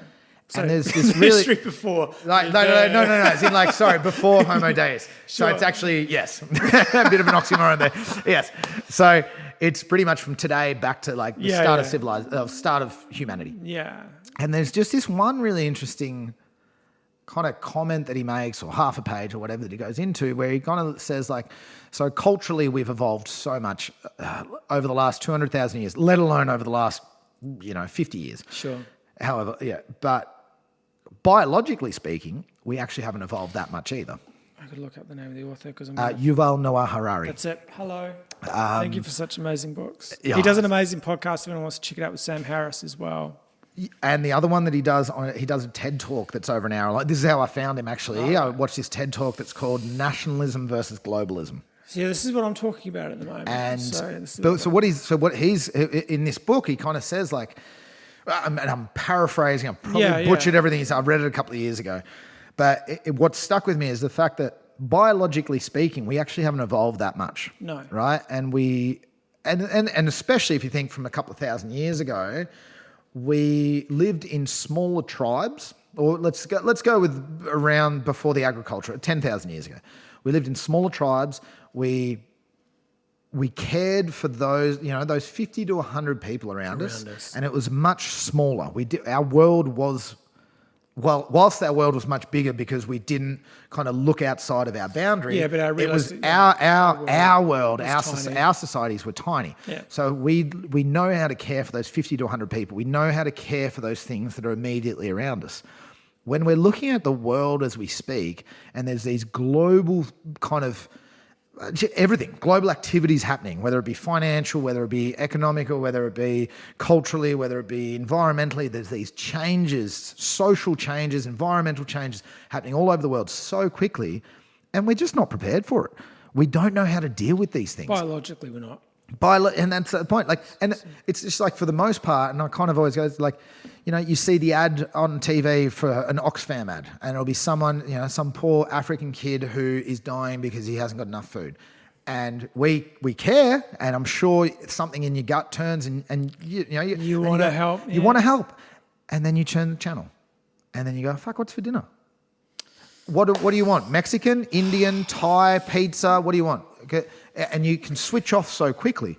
The reason for that is, I think, is because we don't have the capacity to care for 7.5 billion people. We don't have the capacity to realize that our ecosystem within the planet, that all those weather systems, everything's working together. We're still trying to, it's like when people go like, we go, that was, the climate change has sent these floods or the bushfires. Yeah, and then you get people that go, well, no, we have bushfires all the time. And it's kind of like... But it's like that thing that's really it's what you and I were chatting about last time I was here, was that it was macro versus micro. Yeah. Is that we're faced with macro problems. So what I'm trying to say is we're faced with giant problems, global problems. Yep. And so people think global. So they go climate, they think environmental, and they go the earth. What do we need to do to save the earth? And it's too big for people to think about. Exactly. It's too much for someone to go, I need to change the way my carbon footprint looks so that I can save the planet. Instead, because it's impossible for an individual to think about how their impact is going to change the planet and the environment around them. Instead, I guess kind of leading on to segueing into what's going on here with you and Jenna is think micro, think small, think community, think individual, think family, think town, think street. What can we do, me and my neighbour, Yep. And that's exactly to change the way that we... That's it. Oh, none of us are ever going to solve climate change. Not individually. We're Not individually. Greta. But if we all do it, but even Greta's not going to do it. She needs the help of all kinds of... Is that what you just said, Greta? Yeah. Yeah. I just been watching an episode where she's sailing across the Atlantic. She's amazing. And she's incredible. Don't get me wrong. Like, she's one of my heroes. Like, but even her, she's playing her part. She's and it's the same with going back to the Fight for the Bight thing. It's like, I've had so many message people going, "This is all you, man. Thank you so much." No. Like, yeah, I played my part. All right, I organised some events. Yep, I spoke at some events too, and we posted a bunch of stuff. But I wouldn't have been able to do it without my team, without Alex sitting here, without Katie Griff, without Jez doing all the videos. I would have been shout out, guys. Fucked. Oh yeah. Like, quick shout out, guys. Full shout out to my whole team. Like, and they know that, like that. Yeah. And I always have to say, because you cannot succeed in anything without that kind of that team behind you, without that community behind you.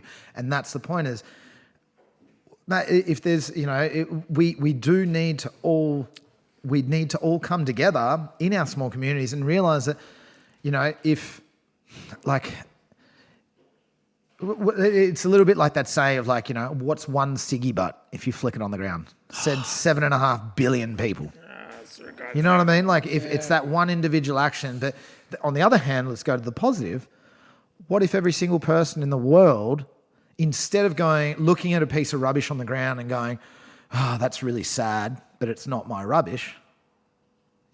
What if every single person went, "Oh shit, that's my planet," and picked up the rubbish? I'm not going to go and pick up every single piece of rubbish around the world, but if 7.5 billion people had change their mindset a little bit, and kind of like, that's the point, is changing that mindset to, it's all too big and all too hard, and who am I? I'm one person. Yeah. And if you want to go into the depth of, that's what I did in my 20s when I was in the mining industry. I didn't like the mining industry. Some people really do. I'm sure you've met those guys that they're like, "Hey man, check out, we're going to do a 20-ton lift. Oh, you've got to come and check it out." And I'm like, I don't know. I think they only really like it because the lifestyle it affords them. I don't know. There's some guys up there that are a bit weird about it. Anyway, but I agree. You know what I mean? Those crew that just like, they're just there, like they love, that's all they know. But anyway. I totally think that the majority of people that work in the mines only doing it because it sustains their family and their lifestyle. Oh, for sure. And their lifestyle for the most part. That's a big one. Yeah. But when I look at that in what I did throughout my 20s, yes, I'm not going to lie. It sustained my lifestyle of traveling the world. I surfed around the world and I loved it. Yeah. Had a great time, for sure. Bought me a house. Yep. But in the back of my mind the whole time was, well, fuck, you're working for an evil thing. Like, fucking itches, doesn't it? But you go, and this is that I'm sure what a lot of these, the same as yourself, if you go, man, I'm working for the evil company, but if I quit, what's going to happen? Mate, it'll just literally be, hey, worker 366427, you're quitting? Okay, no worries. Let's get worker 37474, in, or whatever it might be. They don't give a shit about you. You're not changing the world. For me, it was a sense of helplessness of, well, I'm here. If it's not going to be me, it'll be someone else. I'm not going to stop these companies. I may as well work for them. And that was the mindset that I was stuck in for so long. And it's fine. What changed that mindset for you? Probably first of all, doing years and years and years of it, on and off, and traveling. And the second one was probably on the most I was ever paid ever in my life. It was ridiculous. It was, it's crazy. We figured out it was an offshore gig, and we figured out with all the payouts and all that, it was something along the lines like $1,500 a day or something. Like, it was just on this pipeline, and it was the most monotonous job I've ever done in my life. It was so boring, and every day I either watched the sun come up or go down in the middle of the ocean, and then we'd see whales and we'd see all this ocean life, and we did that for like 9 months, and it destroyed me. Like, it really was. It broke my soul. Realizing that while I was out in the middle of the ocean in this in what I've always loved. And I have, funnily enough, I consider myself as an environmentalist since I was a kid. I went to my first protest when I was 6 years old,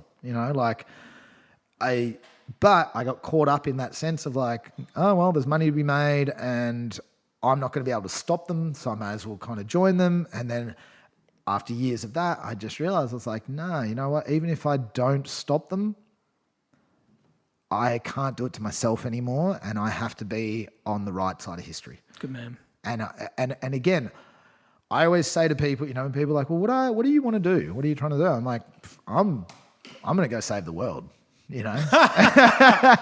And it's okay, man. And I don't mean that in a way of like a Superman, like, hey, me by myself, by any means. But I want to be, because I used to think that, I'm only one little cog in that, gas company, or I'm that one little cog in that offshore company or mining company or whatever. So who am I? But now I want to be on that right side of history, and I want to be that one little cog still. But I want to be that cog that's actually helping to save the world, and it's not just me. It is, I don't even know, tens of thousands of people, hundreds of thousands of people around the world that are all standing up and doing their bit to ensure that happens. And it really is, it's something where, and again, it goes back to this, people kind of go like, I went to Indonesia for a coral restoration program and this other job making sustainable surfboards, and I posted one thing this year and a guy had a go at me. Oh, how'd you get over there? Did you use fossil fuels? Yeah, I did. And I'm not claiming to be perfect. Like we're sitting here in my house where everything we look at has been made with fossil fuels. We are hypocrites. Every single one of us. I suppose, you try, because the wood needs to be dressed. Everything has been, everything has been delivered here. You know what I mean? Every single thing you look at has had fossil fuels attached to it. So every single one of us is a hypocrite. But I want to be less of a hypocrite than I was yesterday. And I want to be less of a hypocrite tomorrow than I am today. I want to keep improving myself, and I want to make sure that our society is doing that as well. Yeah. And with the incredible people that I'm meeting along this journey, it is happening. And we are slowly getting there, and I think it's gaining momentum. And that for me is the important thing. It's not about where we are today. It's about where we're going to be in 5, 10, 15, 20 years' time. All right. So on that, what's next? What do we do next? So NOPSEM has pulled out. Doesn't really matter how they've pulled out. Equinor's pulled out. Sorry. Yep. Fuck, I keep getting that wrong. They're one and the same, mate. Oh, they are. I think that's what it is. I'm sorry to NOPSEM. Oh, my God. It's been a long 2 weeks for me. No, you're right, mate. And don't apologise to NOPSEM. They've done nothing for us. I'm sure they have good intentions. Yeah, okay. Listen, what's next? Well, yeah, I'm working on a surfboard company that is made out of balsa wood, and we're in Indonesia. The balsa's from Indonesia, so we're working on ways to grow balsa, because balsa's a really fast-growing wood. And what we want to do, there's a bunch of deforested areas, and what we want to do is plant balsa wood, and because it grows so fast, it acts as a canopy for any of the other species of trees or plants. So we want to plant them, and then plant a whole bunch of other species, and then also those species will be kind of anything that the local farmers can actually farm, but in a way that's kind of polyculture farming. So you kind of want to make like a small ecological sort of like a kind of what's the word? I've just forgotten it. I'm going to go with that brain injury. From last year, forget the word, but it's polyculture farming. That sounds great. But it's done in a way that they do it with water. So we've got that, and then obviously reducing our footprint, our ecological footprint by taking out foam. And we're still in the R&D stages at the moment, but so far the tests have come back really, really positive. So they're hollow boards with ribs in them. And they're really strong. They seem to be really responsive at this point and quite high performance. And this is where I'm making sure that every step of the way, everything is done right. Spot on. From seed to surfboard. We need to have every step of the way done right for the local communities, for our environment, and really make sure that these boards are done right. And also for it to be sustainable in terms like we were talking about before we started. Yeah, because the things have to last. We want these boards to be something that sits in your quiver for the next 20 years, Yeah. So that's one thing. And then also I'm just starting as the National Campaign Manager for Surfrider Foundation this week. And we're going to do some actions because, like the fight for the bights, it's not over yet. Equinor's pulled out, but I dare say there's an oil company right now looking at it and thinking that they can jump in there as well. So we're looking for, once again, World Heritage protection and permanent protection of the Great Australian Bight. And also we're going to be doing some actions on the Gold Coast during the contest up there, the World Surfing League contest, as well as down here at Bells. So we're going to really have a presence there and do some actions, whether it be paddle outs or protests. We're still in talks, but it will be, we're really kind of reinvigorating again the coastal communities and empowering them. That's what my kind of key goal is, and over the next kind of 12 to 18 months and beyond. And also trying to find a bit of a work-life balance, which I haven't done. I haven't done too much of. Over the last couple of years, kind of done a lot of 100-hour weeks. So I'm going to try and go back to being Damo rather than Damien Cole, and kind of enjoy what it is that we're trying to save. Yeah, and just enjoy your life. Yeah, exactly. Speaking of which, you're pretty fortunate to have, really. Yeah. So segueing beautifully. Some close friends of mine were a little bit worried about you at one stage. Yes, I think there were a few people that worried about me. So after the election, the election was on May 18th last year, and after that, about a week later, I just decided to, I needed to get out of, at least out of Australia, really. I was surfing here, but I was just getting hit up, and I just didn't have time to relax after the election, because everywhere I was going, whether it be the supermarket, out in the water, surfing, car parks, everyone wanted to talk to me about the election and about how it was and everything, and dominating your world. And it was, I'm very, I really appreciate that. I definitely really appreciate that people were coming up to me, and I love it. But it came at a time when I needed to kind of slip away and just have a little bit of time to recharge, because I threw everything I had at it. Financially, I threw everything I had at it, with my energy, with my mental health, relationships, everything. I just kind of, it took a big toll.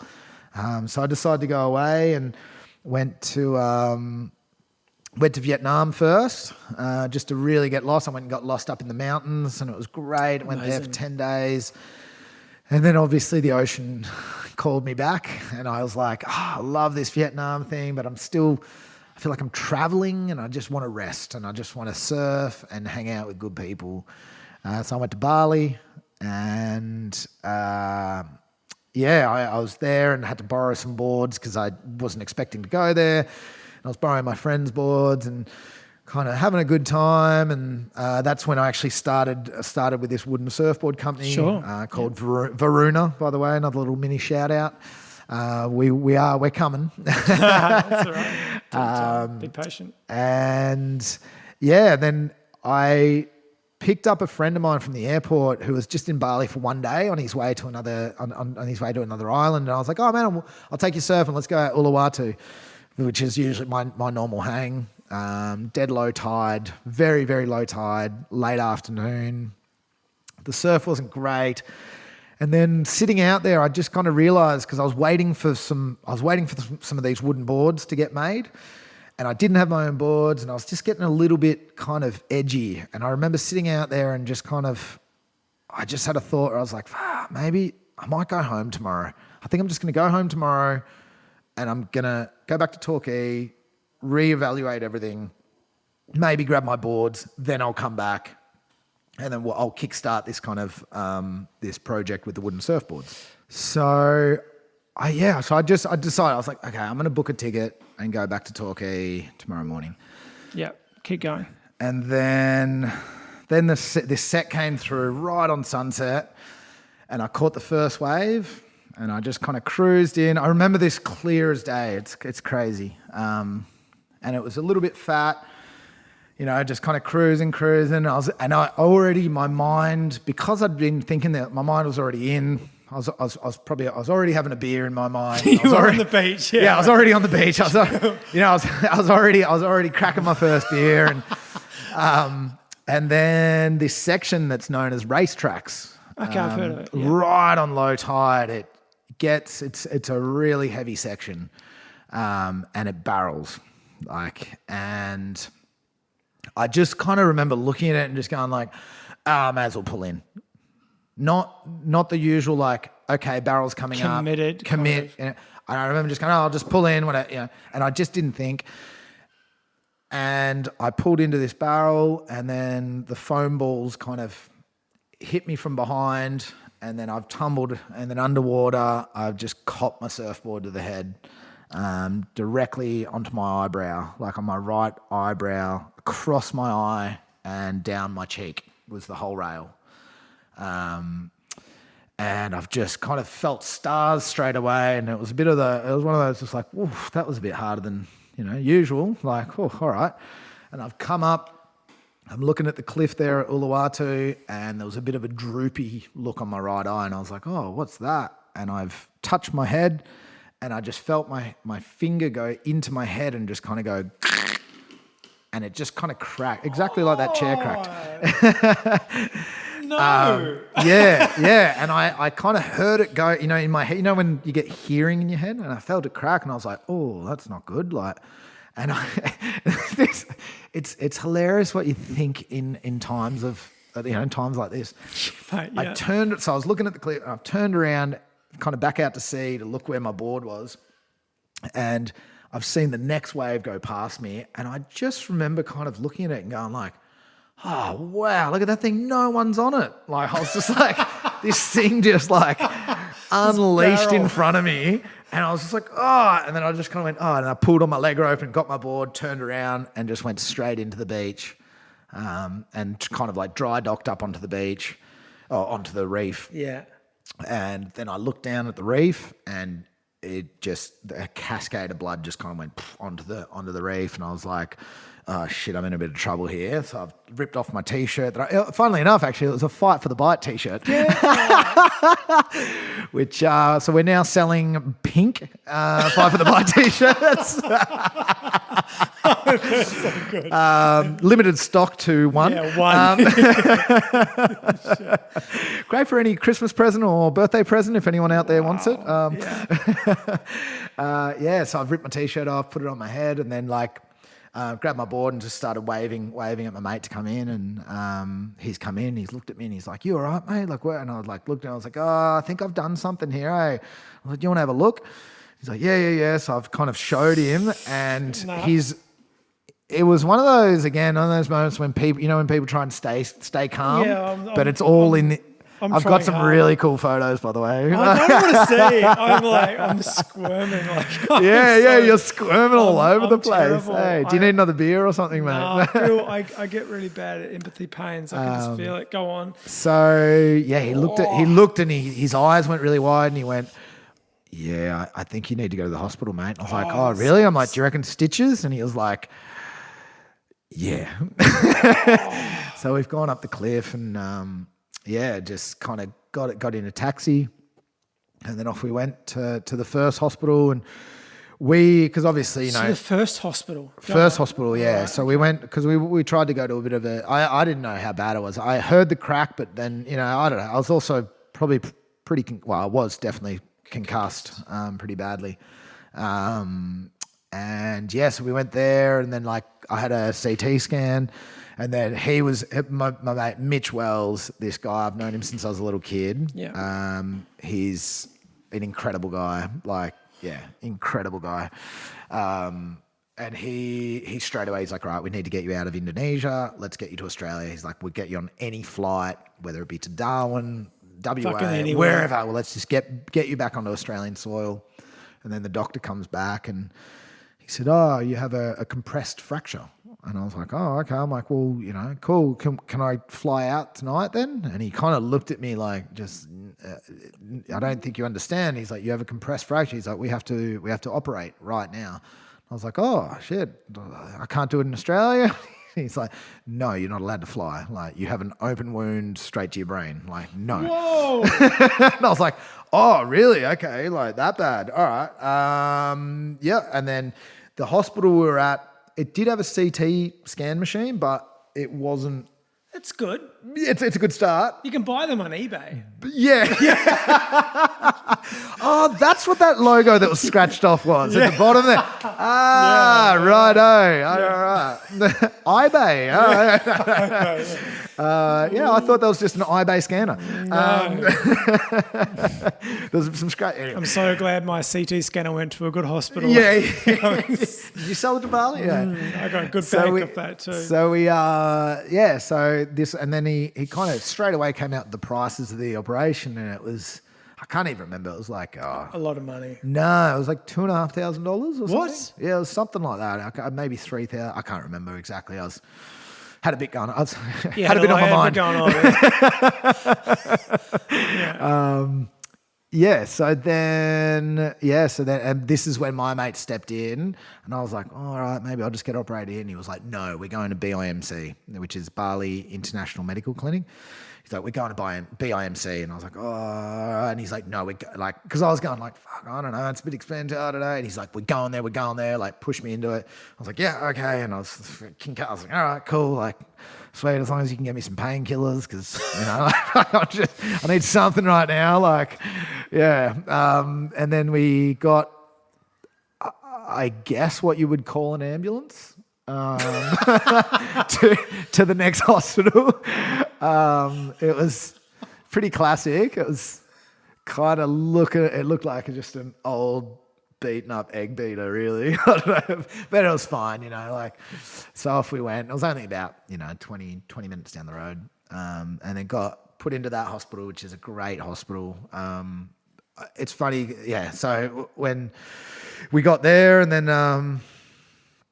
then they kind of looked at it and went, yeah, you're pretty banged up. We're going to have to operate, but before we do that, we need some money first up front. And then that's about the point when I realised that I'd forgotten to get travel insurance for the first time in my life. Because you weren't expecting to go to Bali. I wasn't expecting to go to Bali, and I'd gotten out of the country so quickly. I just wasn't thinking, and it's a mistake that I've kicked myself over every day since. Sure. And fuck, whatever. If you believe me, you believe me. If you don't, you don't. But it was an honest mistake where I know that I'm a pretty adventurous character when I go overseas, and because I always have mum in the back of my head usually going like, make sure you get travel insurance. So for me, I get it all the time because I know that it's exactly that. It's insurance for the stupid shit that I sometimes do. But this time I forgot. And then funnily enough, then my mate went, oh, but you've got a credit card. Like maybe the flight that you booked on it, you might. And because I'd maxed out my credit card on the Fight for the Bight campaign earlier, a couple of months earlier, I actually couldn't afford my ticket on that card, and I'd had to use another card. And so I was in Indonesia I maxed out. So I was in Indonesia with a pretty big hole in my head and no insurance. And then came the bill, which was just for the operation was $12,500 US.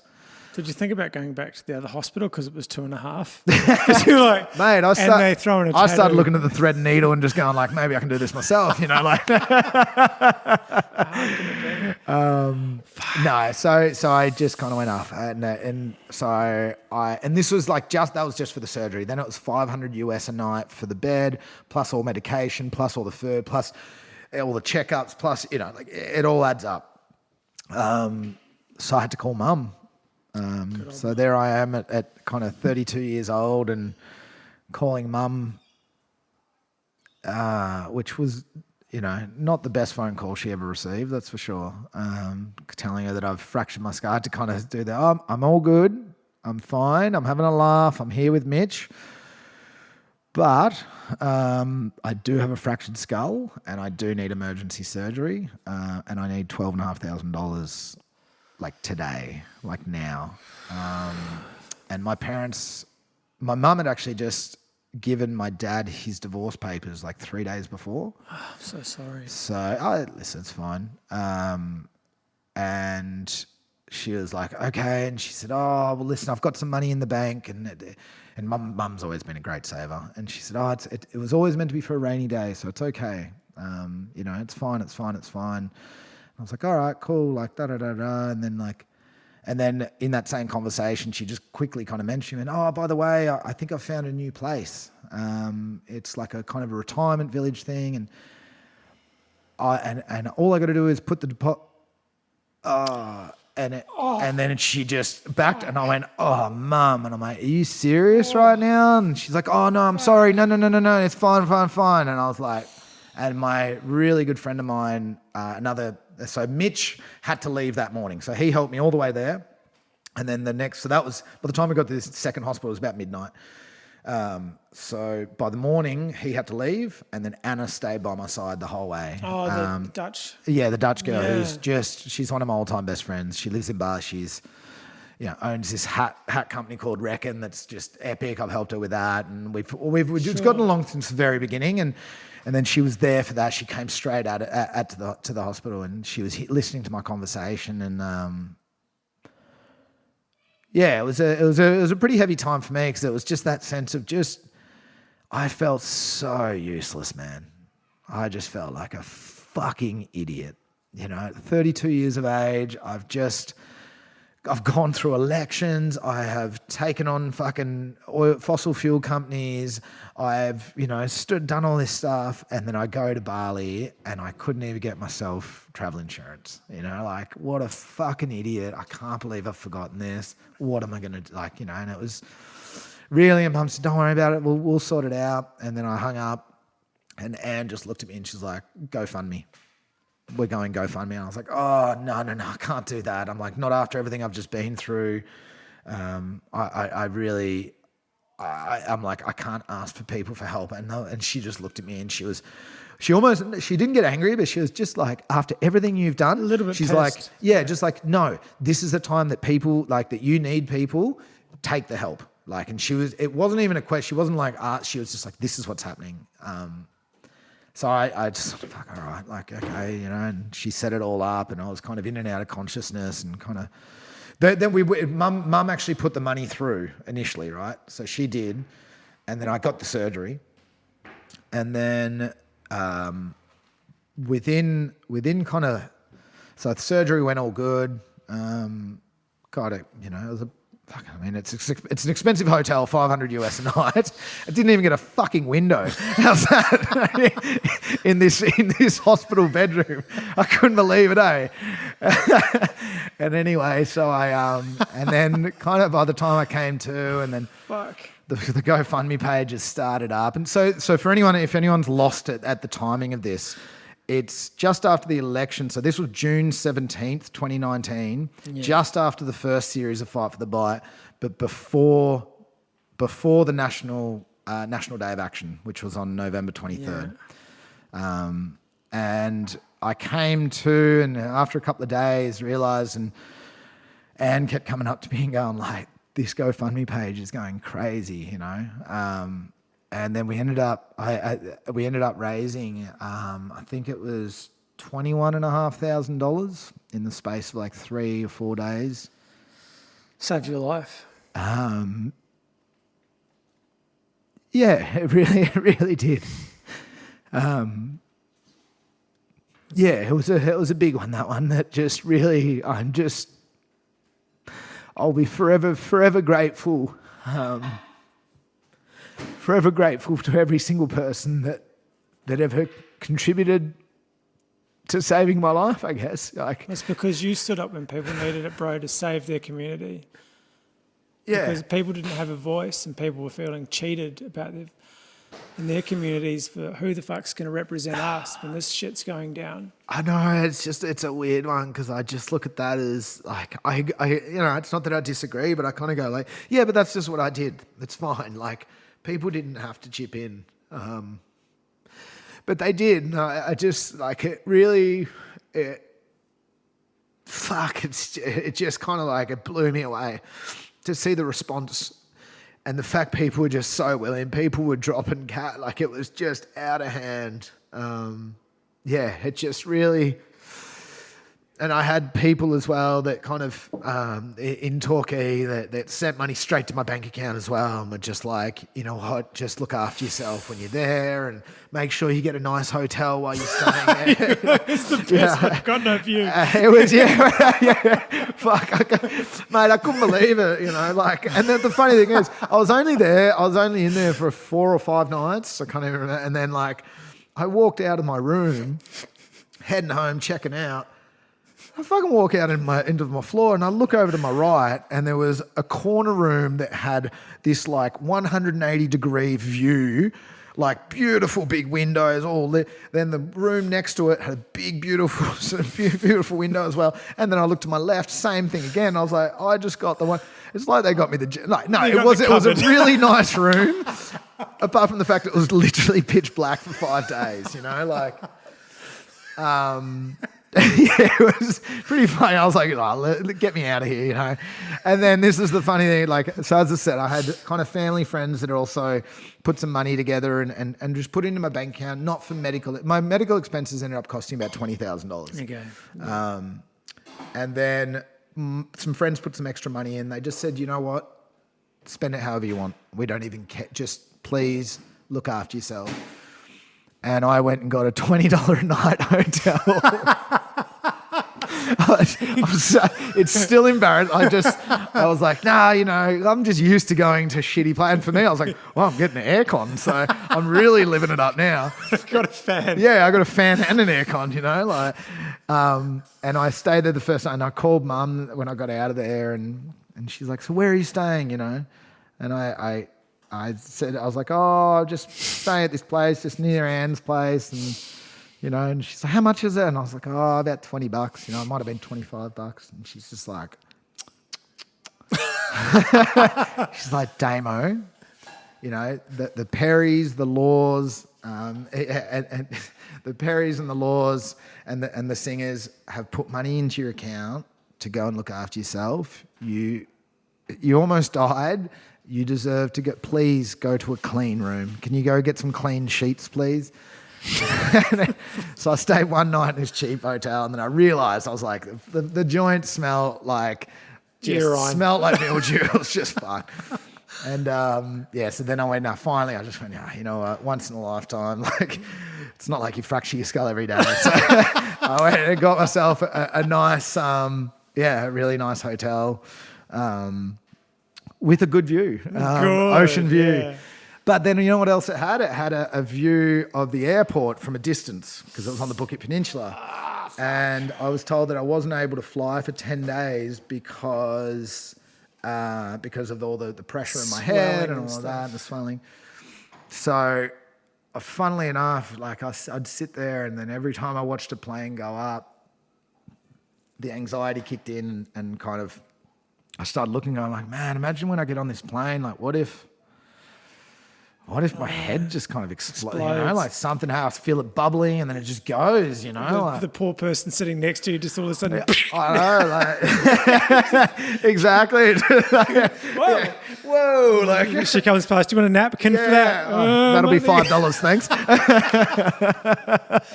Good old Jetstar. Good Jetstar, but they said that, and that's when I realised as well, probably because the whole time I was just going like, oh no, it's fine. Like I didn't really realise the severity of it at the time, and I think that's probably the concussion and the shock, and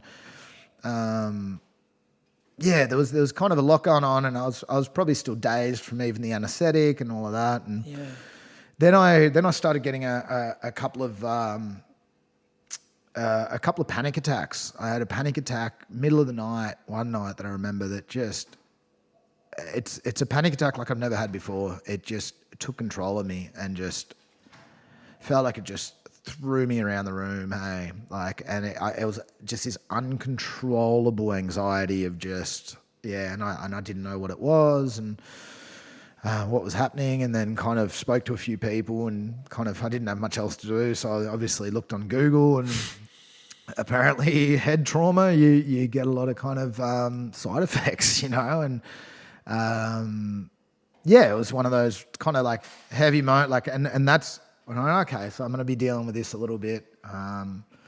And then I'd lost a lot of memory and kind of lost kind of a lot of my processing skills, sure, which was quite frustrating. But yeah, I got home kind of, it would have been 10, 12 days after my accident. And then, kind of spent the next few months trying to it was a really interesting few months. It was probably the darkest few months of my life, to be honest. I don't know if you want to go into this, but it was a fucking... I'm struggling just trying to, I'm just having like little individual little freakouts at the moment. I was just feeling the... if we were recording this right now, I think people would see what I'm trying to like hold back. That's what I'm kind of looking across going like, you're right? Or? Yeah, I can just feel We don't have to go into it. Yep. I mean, as I said to you at the very beginning, I kind of said like, mate, I'm an open book, and I'll you know, it's up to you if you want to go along with it. But listen, I won't even. The fact was, it was just a really hard time. That for those few months coming home after a month, I'll try and take the emotion out of it. And, I kind of came home, and it was like post-election, post-fight for the Bight. I had no job, no money. I'd just been, in my opinion, by my own actions, publicly humiliated. I can understand. Because whilst it was incredible to have all the support, I copped just that minuscule fraction, which is the mind is a funny thing, you know. It is the universe. With the hundreds of messages of support and the thousands of dollars raised, tens of thousands of dollars raised, there was a couple of pretty very negative comments that were made. One guy wrote an article about me, and kind of it was definitely having a dig at me, saying that how could I ever lead any campaign like that if I can't even get my own travel insurance, and how can I even be taken seriously? Isn't that a shame though, for all the positive messages, the countless positive messages that you would have got, it's those couple of negative ones that stick. It's and that's the thing. I'm just telling you exactly. Bro. This is it was really, because then people were like, "Hey, just focus. Look at all the hundreds of messages that you're getting." And I was like, "Yeah, I know, but it's so hard to ignore those. Someone has just told me, or those two. Like, someone was kind of Anyway, there was some pretty. I don't even want to bother getting into it now, because if they've got a problem with it, like one guy, one funny thing that the guy kind of did say in one of his messages was like, because someone came in and backed me up. Sure. And then said, like, you don't even know Damien. How can you do that? And he actually wrote back, I feel like I got to know Damien quite well during his public campaign and social media account. And that was for me the final. I was like, oh, you think you know me because you followed me for a few months in my, in a campaign? Like, fuck off, mate. Like, you don't know shit about me. Like, but anyway, so there was this really weird time when I came back, kind of end of June, start of July, middle of winter as well in Victoria, like pretty cold and bleak, and trying to tell myself that, I was all right and I was going to get back on the horse. And all my friends were telling me, just calm down, just take a little bit of time off. And I kept trying to do stuff and kept trying to just really kickstart stuff. And then I kind of had a moment where I realised, like, I've had a pretty big shock to the system. You've gone through trauma. I had a pretty big mishap. So it was a day like we were talking about before we started recording. There were days where I'd get up, I'd have breakfast, and then I'd look around and I'd go, oh, not today. And I'd go straight back to bed, and I just wouldn't get up for the day. It's okay. And it was okay. And then the next day I'd kind of make sure that I'd at least get up and just go for a walk. But I spent a lot of time by myself for those few months, and there was a lot of reflection, and it was a really dark time, and I really kicked myself for a very long time about not having insurance and kind of having to lean on those people. It felt like I'd gone back to square one. But yeah, after I guess a few months, one of my friends, Katie Griff, who's on my team as well, she's a fucking weapon. She's called General Griff. She just said like, oh, I'm going up the coast. Do you want to, just for a road trip? She's a teacher and she's like, I've got a couple of weeks off. Do you want to come up? And I was just like, oh, and I was like, nah, I can't. Yeah. Yeah. Of course. Yep. That's what I'm doing. I'm coming. And then Alex, who I was just talking about, Alex Marshall, she called me one night and she had a big year as well. And she was running on empty. And I was like, you're running on empty. I was like, hey, do you want to come up the coast with me and Griff?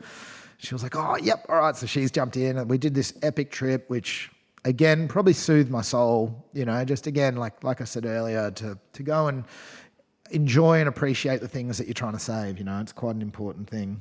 And then on the way home, that's when Sean called me and said, listen, we're doing a National Day of Action, and we need you to kind of organise it and run it. So it kind of kick-started me, and that was October 5th. So whatever it would be, July, August, September, 3.5 months after my accident. And how are you now? And then, that probably helped a lot. And I probably keep telling myself that I'm all good. And after that, though, I was still getting quite tired quite a lot, and my memory was still not quite there. Mood swings, still having panic attacks. Still dealing with stuff, but kind of learning how to deal with it and being quite open with people about it, going and seeing someone. I've been seeing a therapist for kind of, a good 18 months now, a couple of years, even close to 2 years now, which is incredible for anyone out there. If you're even contemplating seeing a therapist, just do it. They're it's amazing. Incredible. Yeah. It's so good.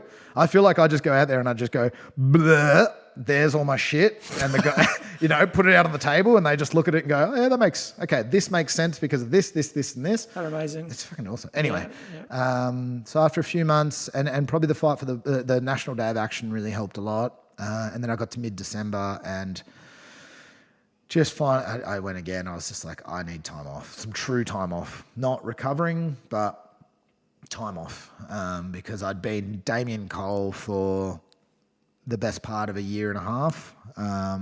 Damien Cole, the independent candidate, the Fight for the Bight campaigner, the Spring Creek fucking whatever, just constantly on the fight, on the go. People were kind of coming to me with problems, and I was always, around town, around our community, which again, I love doing. I love helping people. But I realized that I got to a point where I needed time off to really shut off. And I went to Phillip Island for a surf trip with my best mate.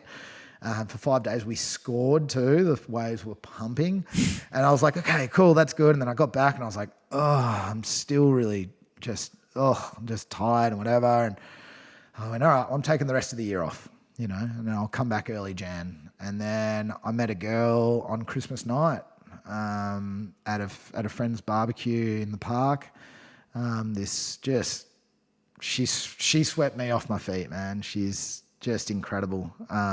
And from Christmas Day up until the other day, we spent every single day together. And I switched all of my social media off. And from Christmas Day till the end of January, I just spent time with her and driving down the coast and surfing. She surfs as well. I went to Tassie with her. Yeah. And just connected with her and just fell so madly in love with her. And then I said, I'm going to Indo for work with these wooden surfboards, and she just kind of went, I might go to Indo as well. That's where she was heading anyway. But it was, she said, I might as well come a bit early. And then why not? When we were over there, I had to go away for a couple of days, but then I, got onto a boat trip, through another friend, and we were testing boards as well. And I invited her on, and she was like, yep, coming. And then, and then kind of came home just the other day, and now I've got to go to Europe for Verona for these boards. And then I just kind of asked her to come along with me. I was like, do you want to come for a little adventure? And she jumped on it as well. And it's been the most incredible start to a year that I've ever had, I think. And just like... Well, there's a saying, I'm not a religious person at all or a spiritual person at all, but there's a pretty cool saying. It's you don't get to go to heaven until you've been through hell. Yeah. Yeah. Well, that's it. I don't know. It's funny though, because I look at my injury as, it sounds really weird when I say this, but I'm actually really happy that it happened. A lot of people say this. Yeah, like, I don't know. It's common. It is. It forces people to reflect. And it really did. Yeah. And it did. And I battled it and I wrestled it for a long time. And then finally I just went, yeah, okay. And I let it go. And as I said, one thing that, actually Lauren, who is this girl that I've fallen deeply in love with, she keeps saying it. She's like, just be kind to yourself, And I still have my moments here and there where I have like panic attacks, or I have a bit of a mood swing. And she just keeps saying to me, just be kind to yourself. You've been through a lot, and you've had a big time. And I don't know. I've lived a very fortunate life my whole life. I've had an incredible family and an incredible network of friends. I've been fortunate enough to travel the world. And the last couple of years has been huge, but it's been such a big development, like self-development, and kind of, it's been empowering for me, because I've realized I've gone from thinking nothing of myself and that I'd never amount to nothing, and that I was, just part of that fossil fuel cog, to turning it around and realizing that, well, you're not going to win everything, and you're going to go through, through bumps and ebbs and flows. But at the end of the day, if I can stick true to myself and kind of really keep pushing forward in the things that I believe, and push with the values that I hold true and hold dear, then I can hold my head high. And I guess, that's what I've really tried to do over the last couple of years. And now I'm trying to find the balance, because Lauren's actually really, I felt like Damo for the first time in a year and a half. And it's been a huge thanks to her. And I just can't wait to go on more adventures with her. And, we're going to Europe kind of together in a few days, and who knows what will happen after that. But I'm excited for the future, and for what it holds. Well, it's a good place to wrap it up.